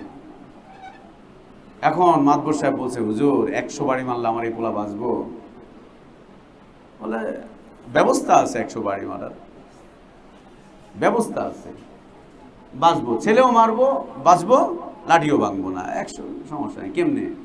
বলছে 100টা চিকন চিকন লাঠি একসাথে জোগাড় করেন, জোগাড় করে বাঁধ দেন, এখন চিকন লাঠি খুঁজতে গিয়ে শলা ঝাড়ু হয়েছে, শলা 100টা শলা একসাথে করছে, করে বাঁধছে, বাইন্দা ওটা দিয়ে একটা বাড়ি মারছে, নাও 100 বাড়ি হয়ে গেছে, 100 বাড়ি হয়ে গেছে। তোর এই বিচার করতে বললো কে? শয়তান। ওই শয়তান তোর এই বিচার করতে বলছে কে? ইবলিস তোকে এই বিচার করতে বললো কে? কে বলছে তোকে এই বিচার করতে?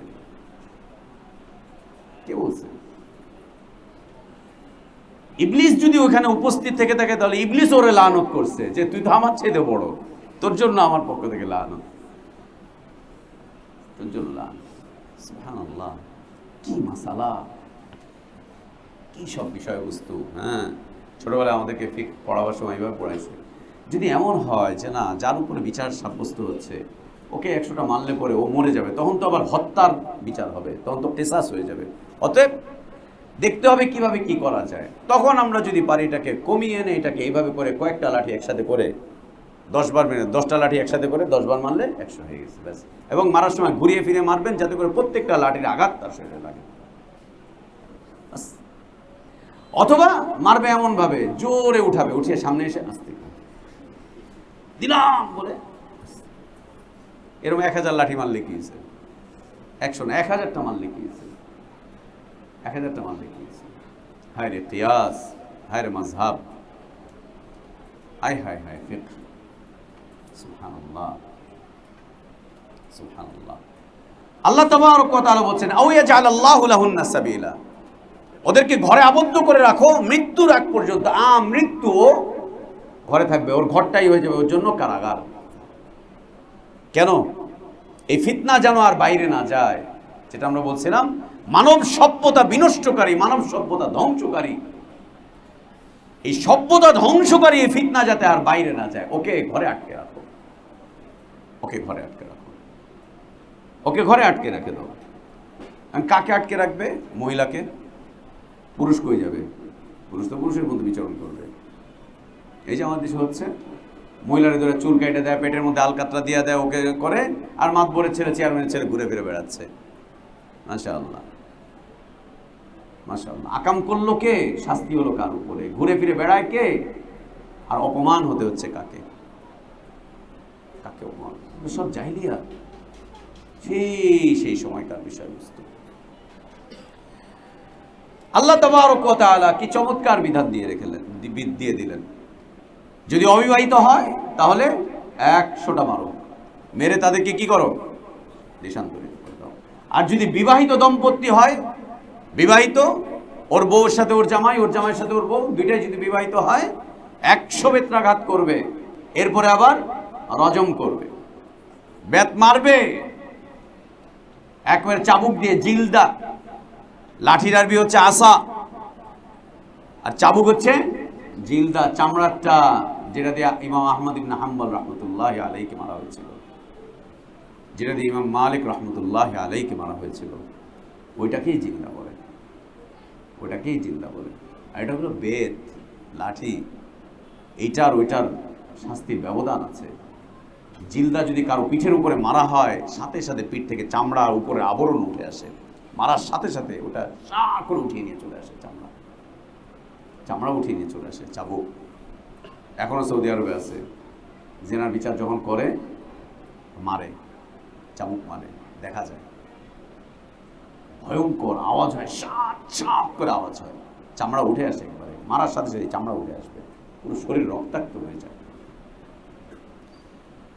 সুবহানাল্লাহ, হচ্ছে জিল্লা।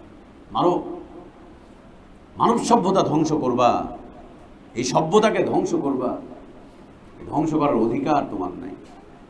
বৈধ পথে যাও, বৈধ পথে যাও, বৈধ কিছু করো। সুবহানাল্লাহ।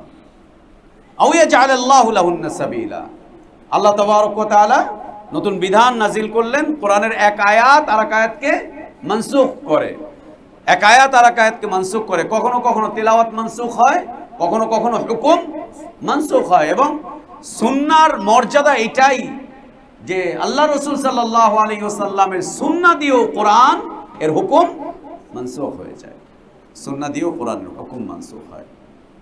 এটা হচ্ছে সুন্নাহর রাজ, এটাই হচ্ছে সুন্নাহর মহত্ব, এটাই হচ্ছে সুন্নাহর আজমত। যে সুন্নাহ দিয়ে সুন্নাহ মানসুখ হয় এবং সুন্নাহ দিয়ে কোরআনের হুকুমও মানসুখ হয়, এবং কোরআনুল কারীমের অনেকগুলো আয়াত রয়েছে যার তিলাওয়াত জারি আছে কিন্তু হুকুম মানসুখ হয়ে গিয়েছে, হুকুম রহিত হয়ে গিয়েছে। আল্লাহ তাবারক ওয়া তাআলা এই আয়াতের তিলাওয়াত জারি রাখলেন এবং এর হুকুমটুকু মানসুখ হয়ে গেল যে না আর ওইটা চলবে না, যে ওরা আটকায় রেখে দিবে। কিন্তু এখনো দুনিয়াতে আছে 10 বছরের জেল, 12 বছরের জেল দিয়ে দিল হুকুম, 12 বছরের জেল, ব্যাস 6 মাস থাকার পরে জামিন দিয়ে টাকা পয়সা দিয়ে জামিন খরচ করে বেরোয় চলে আসতেছে। যা কি হয়েছে, আর দূর বেটা এগুলো করলে কিছু, আর পয়সা আছে না, লোক আছে না, বেঞ্চ কিনছি নাই কিনছি, মাশাআল্লাহ, আর কোনো বিষয় না, মাশাআল্লাহ। কে কারে আটকা? এক বিচারক শাস্তি দেয় তো আরেক বিচারক মানবতার পক্ষে কাজ করে, জামিন দেয় না, আসলে উনি কষ্ট হচ্ছে, এই হচ্ছে, সে হচ্ছে, ছেড়ে দিচ্ছে। কেমন বিচার এগুলো, কেমন বিচার এগুলো? নিরপরাধ মানুষগুলো কষ্ট পায় আর অপরাধীরা বুক ফুলিয়ে দাবড়ে বেড়ায়। কেমন বিচার, কেমন ফয়সালা, কেমন বিচার, কেমন ফয়সালা, কেমন?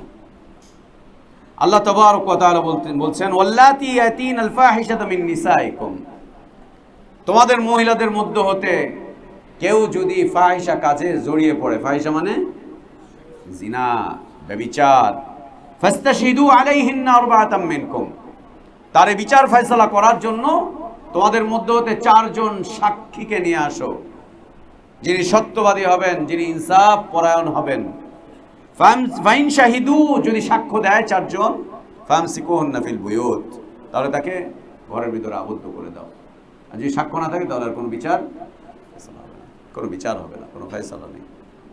সাক্ষী না থাকলে তখন কি আসবে? লিয়ানের বিষয়বস্তু। হ্যাঁ, লিয়ান, এটা সামনে আসবে, যেহেতু লিয়ানের বিষয়বস্তু চলে আসবে, যে সাক্ষী না পাওয়া যায়, লিয়ানের বিষয়বস্তু চলে আসবে। হাত্তা ইয়াতাওয়াফাহুন্নাল মাউত, কতদিন পর্যন্ত আবদ্ধ করে রাখবে? ওর মৃত্যুর আগ পর্যন্ত। কেন? এই মানব সভ্যতার, এই যে মানব সভ্যতা ধ্বংসের যে এই কর্মকাণ্ড, এই যে কর্মসূচি, এই যে বিষয়বস্তু, এই আমল, এটা যেন সমাজে ছড়িয়ে না পড়ে, যেন সমাজে ছড়িয়ে না পড়ে, এটা যেন সমাজে ছড়িয়ে না পড়ে। সমাজকে ঠিক রাখবো। ইসলামের সমাজের কত বড় গুরুত্ব, আল্লাহ তাবারক ওয়া তাআলা তিনি যে সামাজিকতা শেখান। নবী সাল্লাল্লাহু আলাইহি ওয়াসাল্লাম সামাজিক একজন মানুষ ছিলেন। অসামাজিক কার্যকলাপ ইসলাম কোনোদিন সমর্থন করেনি। ওয়াল্লাযানি ইয়াতিয়ানিহা মিনকুম ফাআযুহুমা, যদি কেউ লাওয়াতাত করে, 2 জন পুরুষ সমকামী হয়ে যায়, 2 জন পুরুষ যদি সমকামী হয়ে যায়, সে আগে থেকে লূত আলাইহিস সালাতু ওয়াস সালামের সময় তার কওমের লোকজন, সুবহানাল্লাহ, আমরা সূরা আনকাবুতে পড়েছি কি অবস্থা। লূত আলাইহিস সালাতু ওয়াস সালাম তাদের এই অপকর্ম বন্ধ করার জন্য কত ধরনের নসিহত করলেন, কত কিছু করলেন, না কোনোভাবেই কোনো দিক দিয়ে চললো না। শেষ পর্যন্ত লূত আলাইহিস সালাতু ওয়াস সালামের স্ত্রী পর্যন্ত ওদেরকে সহায়তা করলো, ওদের পক্ষে কথাবার্তা বললো, তার স্ত্রী পর্যন্ত। লূত আলাইহিস সালাতু ওয়াস সালামের বাড়িতে পুরুষরূপী ফেরেশতা আসলো, মালায়েকা আসলো, এই শয়তান, এই ইবলিসগুলো, এই বদমাইশগুলো ফেরেশতাদেরকে পর্যন্ত ধরে টানাটানি করার ব্যবস্থা করলো, এদের সাথে পর্যন্ত অপকর্ম করবে। অতঃপর আল্লাহ তাবারক ওয়া তাআলা তাদেরকে শাস্তি দিলেন, তাদের কাছে আযাব পাঠালেন, ধ্বংস করলেন, তাদেরকে ধ্বংস করলেন আল্লাহ সুবহানাহু ওয়া তাআলা। এবং সুবহানাল্লাহ, এই ভাইরাস,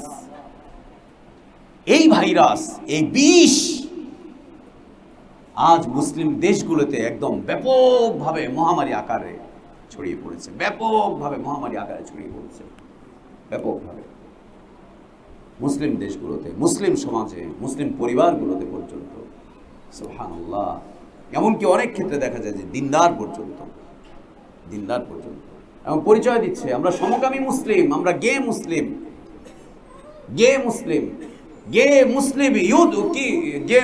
ইউথ ফেডারেশন, সমকামী মুসলিম অর্গানাইজেশন। আস্তাগফিরুল্লাহ ওয়া আতুবু ইলাইহি, আস্তাগফিরুল্লাহ ওয়া আতুবু ইলাইহি। এবং তারা নিজেদের অধিকার নিয়ে এখন সেমিনার, সিম্পোজিয়াম এগুলো সব করছে, যে আমাদের অধিকার আমরা করছি, তোমাদের সমস্যা কোথায়? আমরা এর স্বীকৃতি চাই, আমরা এর বৈধতা চাই। লা ইলাহা ইল্লাল্লাহ, লা ইলাহা ইল্লাল্লাহ, লা ইলাহা ইল্লাল্লাহ। বিভিন্ন দেশে চলছে। লা ইলাহা ইল্লাল্লাহ, সমকামিতার বৈধতা। লা ইলাহা ইল্লাল্লাহ। ওয়াল্লাযানি ইয়াতিয়ানিহা মিনকুম ফাআযুহুমা, তখন তাদেরকে কিছু শাস্তি দাও। কি শাস্তি ছিল? জুতা পেটা করো, মারধর করো, আটকে রাখো, পিটাও, তাদেরকে একটু বুঝাও, নসিহত করো, এতটুকু পর্যন্ত ছিল। আল্লাহ নবী সাল্লাল্লাহু আলাইহি ওয়াসাল্লাম বলছেন এই দুজনের কারোর বাঁচার অধিকার নেই। মুসলিম শাসকদের বলছে আল্লাহ নবী সাল্লাল্লাহু আলাইহি ওয়াসাল্লামের এই বার্তা, এই ফাইল আর মাফউল, এদের কারোরই বাঁচার অধিকার নেই, এদের দুজনকেই কতল করে দিতে হবে। এ কাজ রাষ্ট্রের, এ কাজ প্রশাসনের, এ কাজ প্রশাসনের। প্রশাসন যদি এই কাজ না করে, প্রশাসন আল্লাহর কাছে জবাবদিহি করবে। কিন্তু এই বিচারের দায় দায়িত্ব কোনো সাধারণ জনগণ নিজেদের হাতে তুলে নিতে পারবে না। কোনো মৌলভী সাহেব না, মুফতি সাহেব না, শাইখুল হাদিস সাহেব না বলতে পারবে না যে এটা আল্লাহর বিধান, এটা নবী সাল্লাল্লাহু আলাইহি ওয়াসাল্লাম বলেছেন তাই আমরা করে ফেললাম না। এবং আফসোসের সাথে বলতে হয়, আফসোসের সাথে বলতে হয়, এগুলো বিভিন্ন ধর্মীয় প্রতিষ্ঠানগুলোতে পর্যন্ত এই সমকামিতা প্রবেশ করে ফেলেছে। আস্তাগফিরুল্লাহ ওয়া আতুবু ইলাইহি। লাওয়াতাত বিভিন্ন ধর্মীয় প্রতিষ্ঠানগুলোতে, এবং আল্লাহ মাফ করেন অনেক অনেক ধর্মীয় ব্যক্তিত্বের মাঝেও পর্যন্ত এই সমস্ত অনাচার আর পাপাচার দেখা যায়। বিশেষ করে বক্তা যারা 4 মাস 5 মাস বাইরে বাইরে ঘুরে আর ভালো ভালো খাবার খায়, রাত বিরাত বাইরে থাকে, বাড়িতে যায় না, বউয়ের কাছে যায় না, ফ্যামিলির কাছে যায় না, এগুলো এই বিভিন্ন জায়গায় বক্তব্য করতে গিয়ে এই অপকর্মগুলো করে। শয়তান এগুলো, ইবলিস এগুলো, এই শয়তানগুলো এই কাজগুলো করে। একাধারে বের হয়েছে, উনি কই বের না, দাওয়াতি কাজে বের হয়েছেন। কত তার শিডিউল খালি নাই, ডেলি 2টা 3টা, ওই যে বের হয়েছে 3 মাস 4 মাসের জন্য গাড়ি নিয়ে সারা বাংলাদেশ উনি দাওয়াত দিয়ে বেড়াচ্ছেন। আস্তাগফিরুল্লাহ ওয়া আতুবু ইলাইহি। আর নিজের চরিত্র ওটাকে ঠিক রাখতে পারছে না, চরিত্র নষ্ট করে ফেলছে, চরিত্র নষ্ট হচ্ছে, দাওয়াত দিচ্ছে আর চরিত্র নষ্ট হচ্ছে। আস্তাগফিরুল্লাহ ওয়া আতুবু ইলাইহি। না, এদের জন্য আল্লাহ তাবারক ওয়া তাআলা বিধান দিয়েছেন। নবী সাল্লাল্লাহু আলাইহি ওয়াসাল্লাম বলেন এদের দুজনকে কতল করে দাও, এদের বাঁচার অধিকার নেই। কেন? এটা ভাইরাস, এটা ভাইরাস। এরা বাঁচলেই সমাজকে নষ্ট করে ফেলবে, বাঁচলেই এরা অধিকার চাইবে, বাঁচলেই এরা দাওয়াতি কাজ করবে, বাঁচলেই এরা এদের একটা ফেডারেশন করবে, বাঁচলেই এরা সেমিনার করবে, সিম্পোজিয়াম করবে, আরো মানুষকে এনে ডাকবে, আরো মানুষকে এনে ডেকে বলবে ধর এটা তোর স্বাধীনতা বেটা, তোরে কে পরাধীন করে, তোর কাম তুই করবি, তোর আবার কি। আস্তাগফিরুল্লাহ। সেই সময় বিধান ছিল এটি যে ওদেরকে একটু বোঝাও, একটু ভালো মন্দ কথা বলো, ধমক দাও, ওদেরকে একটু পিটাও, ওদেরকে চড় থাপ্পড় মারো, চুল কেটে দাও, এই করো সেই করো, নাকে খত দেওয়া, এরপর ব্যাস ছেড়ে দাও, যা। এটা ছিল পূর্ব বিধান। আল্লাহ বলছেন ফাইন তাবা ওয়া আসলাহা ফারিদওয়ানহুমা, দেখো সংশোধনী নিয়ে আসো, যদি তওবা করে ফিরে আসে তাহলে তাদেরকে ছেড়ে দাও। ইন্নাল্লাহ কানা তাওয়াবার রহিমা। এটি হচ্ছে এই আয়াতের তেলাওয়াত বাকি আছে, কিন্তু এর হুকুম রহিত হয়ে গিয়েছে, মনসুখ হয়ে গিয়েছে নবী সাল্লাল্লাহু আলাইহি ওয়াসাল্লামের হাদিস দ্বারা, বিশুদ্ধ হাদিস দ্বারা এর হুকুম মনসুখ হয়ে গিয়েছে।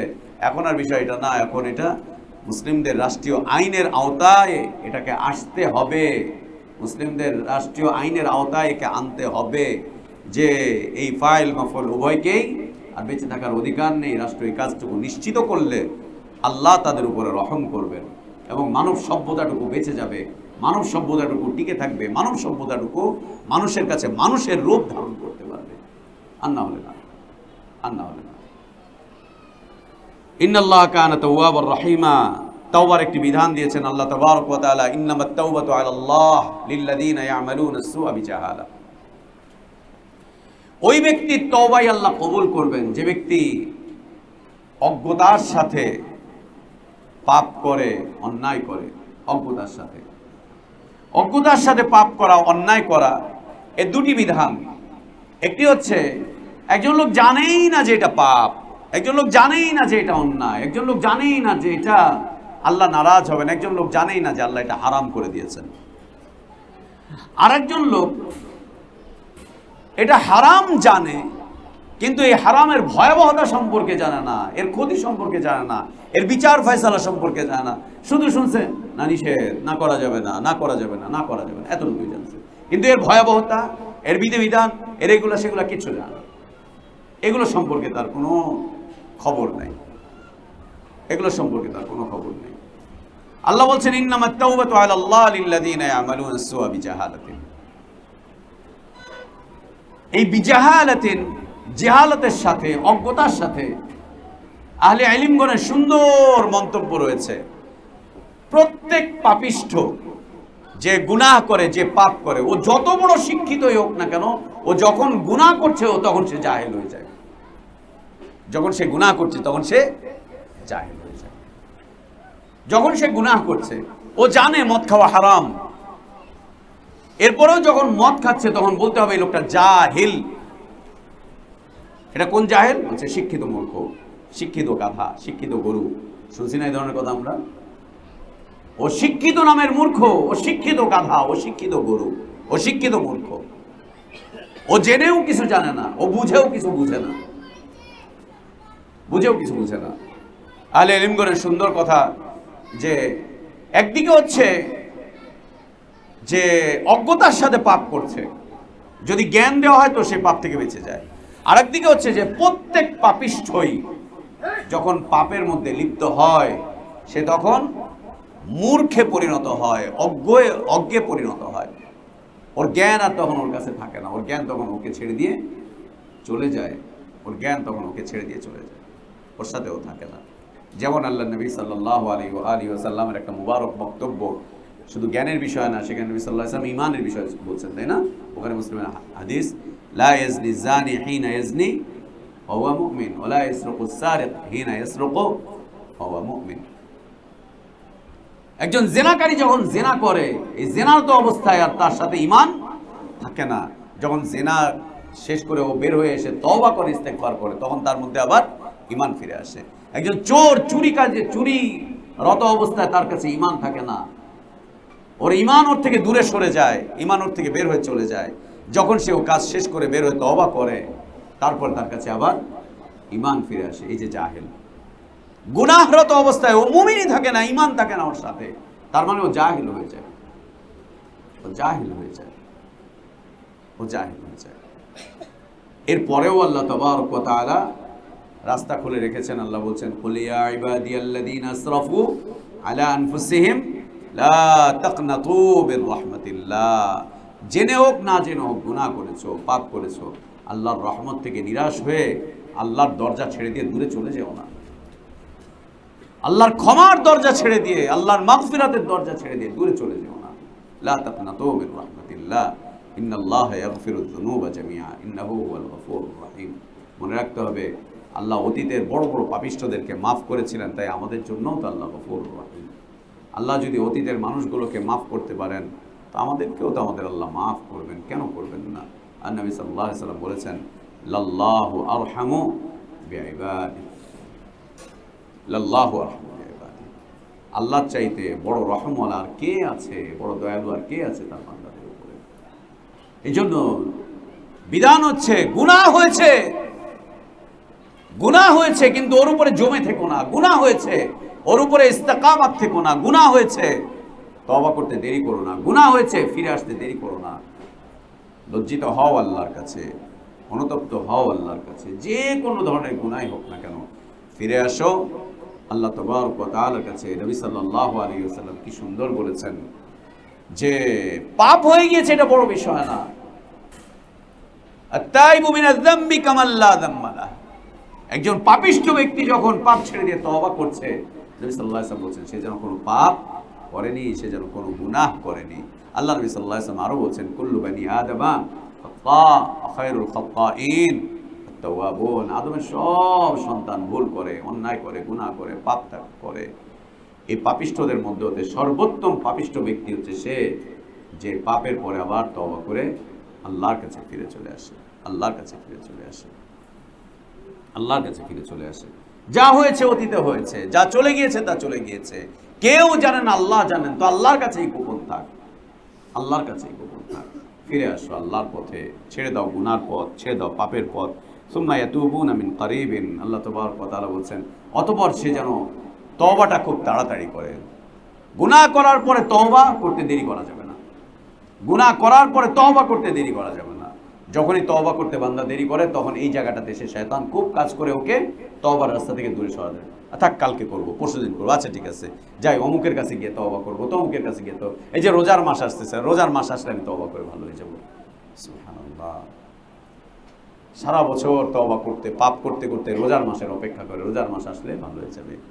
হ্যাঁ যাই যাই বিশ্ব ইজতেমায় গিয়ে তওবা করে ভালো হয়ে যাবো, টঙ্গিতে যেমন তওবা করবো ভালো হয়ে যাবো, আল্লাহু আকবার, অমুক বুজুর্গের মাহফিলে যাবো তওবা করবে ভালো হয়ে যাবো, আর অমুক ইজতেমায় যাবো, অমুক তওবা করে ওখানে যাবো, গিয়ে সবার সামনে জনসম্মুখে গিয়ে বলবো আনা আস্তাগফিরুল্লাহ ওয়া আতুবু ইলাইহি, ব্যাস ওইটাকে আবার ভিডিও করে ছেড়ে দাও, উনি অমুক শাইখের কাছে এসে তওবা করেছেন। না, লাইক কমেন্ট শেয়ার করেন, মুসলিম হলে লাইক করবেন, কমেন্ট দেবেন, আর মুসলিম না হলে কেউ এটাকে ভাইরাল করবেন না। আহা, তওবাও মানুষের কাছে এইভাবে ভাইরাল করতে হবে, তওবাও ভিডিও করতে হবে, তওবাও ভিডিও করে ছাড়তে হবে, তওবা করা দিয়ে এটা দিয়েও বাহবা দিতে হবে, তওবার দৃশ্য ভিডিও করে মানুষের থেকে বাহবা কামাই করতে হবে। এই তওবা আল্লাহর কাছে গ্রহণযোগ্য কতটুকু, কতটুকু গ্রহণযোগ্য, কতটুকু গ্রহণযোগ্য? উচিত না, উচিত না। যে পাপ করবে, পাপ করার পরে তওবা করবে, নবী সাল্লাল্লাহু আলাইহি ওয়াসাল্লাম বলছেন ও যেন কোনো পাপই করেনি, ও যেন কোনো গুনাহ করেনি, কিছুই করেনি, কিচ্ছু যেন করেনি। সুম্মা ইয়াতুবুনা মিন কারিবিন, অজ্ঞতার সাথে পাপ করেছে, অতঃপর সে খুব তাড়াহুড়া যেন করে, খুব তাড়াতাড়ি তওবা করতে হবে। তওবা করতে কখনোই দেরি করবা না, রাতটা পার করবা না যে সকালবেলা 2 রাকাত সালাত আদায় করে তওবা করবো না। রাতে পাপ হয়েছে, রাতেই তওবা করো, রাতে পাপ হয়েছে, রাতেই তওবা করো, রাতে পাপ হয়েছে, রাতেই তওবা করো। আল্লাহ তাবারক ওয়া তাআলা তাদের অপেক্ষায় থাকেন, দিনের বেলায় তওবা করেছে, দিনের বেলায় পাপ করেছে, ও রাতের আগেই যেন তওবা করে পবিত্র হয়ে যায়। রাতে তওবা করেছে, দিন আসার আগেই যেন তওবা করে, তওবা করে যেন পবিত্র হয়ে যায়। পবিত্র এক জীবন যাপন করতে হবে। আল্লাহ আমাদেরকে তৌফিক দান করেন। ফাউলাইকা ইয়াতুবুল্লাহু আলাইহিম ওয়া কানা আল্লাহু আলিমান হাকীমা ওয়া লাইসাতিত তাওবাতু লিল্লাযীনা ইয়ামালুনাস সাইয়্যাত। গুনাহ করার পরে তওবার ক্ষেত্রে তাড়াহুড়া না করে যারা দেরি করতে করতে করতে করতে দীর্ঘ সময় পার করে ফেলেছে, সময় পার করতে করতে একটা পর্যায়ে মৃত্যুর মুখে পতিত হয়েছে, একদম মৃত্যুর গারগারা চলে এসেছে, এখন বলছে ইন্নী তুবতুল আন, মৃত্যুর গারগারা শুরু হয়েছে। ও বুঝে নিয়েছে আমি আর বাঁচবো না, ও বুঝে নিয়েছে আমি আর বাঁচবো না, ও শুরু হয়ে গিয়েছে। মালাকুল মাউতের আসার পূর্বাভাসও পাচ্ছে, ও এখন আইসিইউতে, ও এখন অ্যাম্বুলেন্সে করে যাচ্ছে, ও বুঝতে পারছে যে আমার আর বাঁচার কোনো রাস্তা নেই, ও এখন মৃত্যু দেখে তওবা করতে চাচ্ছে। আল্লাহু আকবার।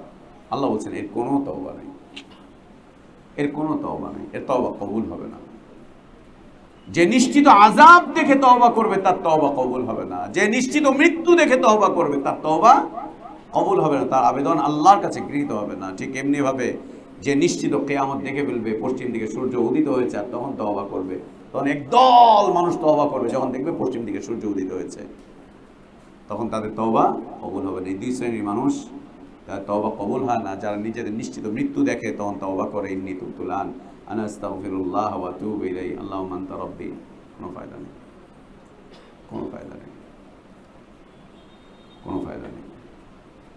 এই জন্য আল্লাহ নবী সাল্লাল্লাহু আলাইহি ওয়াসাল্লাম বলেছেন ফাইন্নী আস্তাগফিরুল্লাহ ওয়া আতুবু ইলাইহি ফিল ইয়াউম 100 মাররা, ফি রিওয়ায়াতিন 70 মাররা।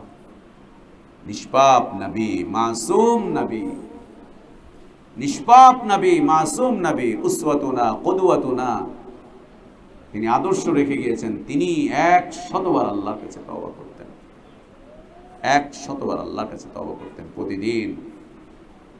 তার মানে তা করতে হবে। এখন তো তওবা খেলাধুলার বিষয়বস্তু, খেলাধুলার বিষয়বস্তু। নিশ্চিত মৃত্যু দেখে তওবাকারী তওবা কবুল হবে না, নিশ্চিত কিয়ামতের আলামত দেখে তওবাকারী তওবা কবুল হবে না। কিয়ামতের আলামতের মধ্যে হতে ওই আলামত, যে আলামত আমরা পড়েছি, যে আলামত আমরা জানবো যে পশ্চিম দিকে সূর্য উদিত হবে, সকালবেলা সূর্য উঠবে পশ্চিম দিকে, ওটা দেখে কৃষকরা বাইরে যাবে, কাজ করতে যাবে, মাঠে যাবে, ঘাটে যাবে, দেখবে পশ্চিম দিকে সূর্য উঠে গেছে, বুঝবে সময় শেষ, তখন তওবা করবে দলে দলে, তাদের তওবা কবুল হবে না। হাত্তা ইদা হাদারা আহাদাহুমুল মাউতু ক্বালা ইন্নী তুবতুল আন। আল্লাহ বলছেন ওয়ালাল্লাযীনা ইয়ামুতুনা ওয়া হুম কুফফার উলাইকা আ'তাদনা লাহুম আযাবান আলীমা। আল্লাহ তাবারক ওয়া তাআলা তাদের জন্য কঠিন শাস্তিদায়ক আযাব প্রস্তুত করে রেখেছেন। আল্লাহ তাবারক ওয়া তাআলা আমাদেরকে মানব সভ্যতা বিধ্বংসকারী গুনাহগুলো থেকে বাঁচার তৌফিক দান করেন। মানব সভ্যতা বিধ্বংসকারী পাপগুলো থেকে আল্লাহ আমাদেরকে দূরে রাখেন, আমাদের সমাজকে দূরে রাখেন, আমাদের পরিবারকে দূরে রাখেন, আমাদের সন্তানদেরকে দূরে রাখেন, আমাদের যুবকদেরকে আল্লাহ দূরে রাখেন। আল্লাহ আমাদের যুবকদেরকে সুন্দরভাবে দ্বীনের দিকে ফিরে আসার তৌফিক দান করেন। আল্লাহ আমাদের যুবকদেরকে সুন্দরভাবে দ্বীনের দিকে ফিরে আসার তৌফিক দান করেন। আল্লাহ আমাদের যুবকদেরকে সুন্দরভাবে দ্বীনের দিকে ফিরে আসার তৌফিক দান করেন। আল্লাহ আমাদের নারীদেরকে সুন্দরভাবে দ্বীনের দিকে ফিরে আসার তৌফিক দান করেন। আমাদের নারীদেরকে আল্লাহ পর্দা করার তৌফিক দান করেন। ওদেরকে আল্লাহ নেক বানান, পরেজগার বানান, আবিদা বানান, তাইবা বানান, সাজিদা বানান, কাইমা বানান, রাকিয়া বানান, যাকিরা বানান, খাশিয়া বানান। আল্লাহ তাবারক ওয়া তাআলা মুমিনা নারীদের সকল সিফাতগুলো আমাদের নারীদের মধ্যে দান করেন। তাদেরকে আল্লাহ ঘর কোণে হওয়ার তৌফিক দান করেন। সকল প্রকার জাহিলিয়াতের সভ্যতা থেকে আল্লাহ আমাদেরকে এবং আমাদের নারীদেরকে বাঁচান। আল্লাহ আমাদেরকে হেফাজত করেন। সকল প্রকার গুনাহ থেকে, অন্যায় থেকে, অত্যাচার থেকে আল্লাহ আমাদেরকে দূরে রাখেন। যে পাপগুলো করে ফেলেছি তা আল্লাহ আমাদেরকে মাফ করে দেন। যে গুনাহগুলো করে ফেলেছি তা আল্লাহ আমাদেরকে মাফ করে দেন। আল্লাহ আমাদের তওবাগুলোকে কবুল করে নেন। আল্লাহ আমাদের ইবাদতগুলোকে কবুল করে নেন। আল্লাহুম্মা আসলিহ লানা দীনানা আল্লাযী হুয়া ইসমাতু আমরিনা ওয়া আসলিহ লানা দুনিয়ানা আল্লাতী ফীহা মাআশুনা ওয়া আসলিহ লানা আখিরাতানা আল্লাতী ইলাইহা মাআদুনা ওয়াজআলিল হায়াতা জিয়াদাতান লানা ফী কুল্লি খাইর ওয়াল মাউতা রাহাতান লানা মিন কুল্লি শারর। اللهم اقسم لنا من خشيتك ما تحول به بيننا وبين معاصيك ومن طاعتك ما تبلغنا به جنتك ومن اليقين ما تهون به علينا مصائب الدنيا. متعنا اللهم بأسماعنا وأبصارنا وقواتنا أبدا ما أبقيتنا واجعله الوارث منا واجعل ثأرنا على من ظلمنا وانصرنا على من عادانا. اللهم لا تجعل مصيبتنا في ديننا. اللهم لا تجعل الدنيا أكبر همنا ولا مبلغ علمنا ولا إلى النار مصيرنا. اللهم لا تسلط علينا بذنوبنا من لا يخافك فينا ولا يرحمنا. اللهم إنا عبيدك بنو عبدك بنو إمائك ناصينا بيدك ماض فينا حكمك عدل فينا قضاؤك. نسألك بكل اسم هو لك سميت به نفسك أو أنزلته في كتابك أو علمته أحدا من خلقك أو استأثرت به في علم الغيب عندك أن تجعل القرآن العظيم ربيع قلوبنا ونور صدورنا وجلاء أحزاننا وذهاب همومنا وغمومنا برحمتك يا أرحم الراحمين. اللهم ربنا آتنا في الدنيا حسنة وفي الآخرة حسنة وقنا عذاب النار. وصلى الله وسلم وبارك على نبينا محمد وعلى آله وأصحابه أجمعين. سبحانك اللهم وبحمدك أشهد أن لا إله إلا أنت أستغفرك وأتوب إليك.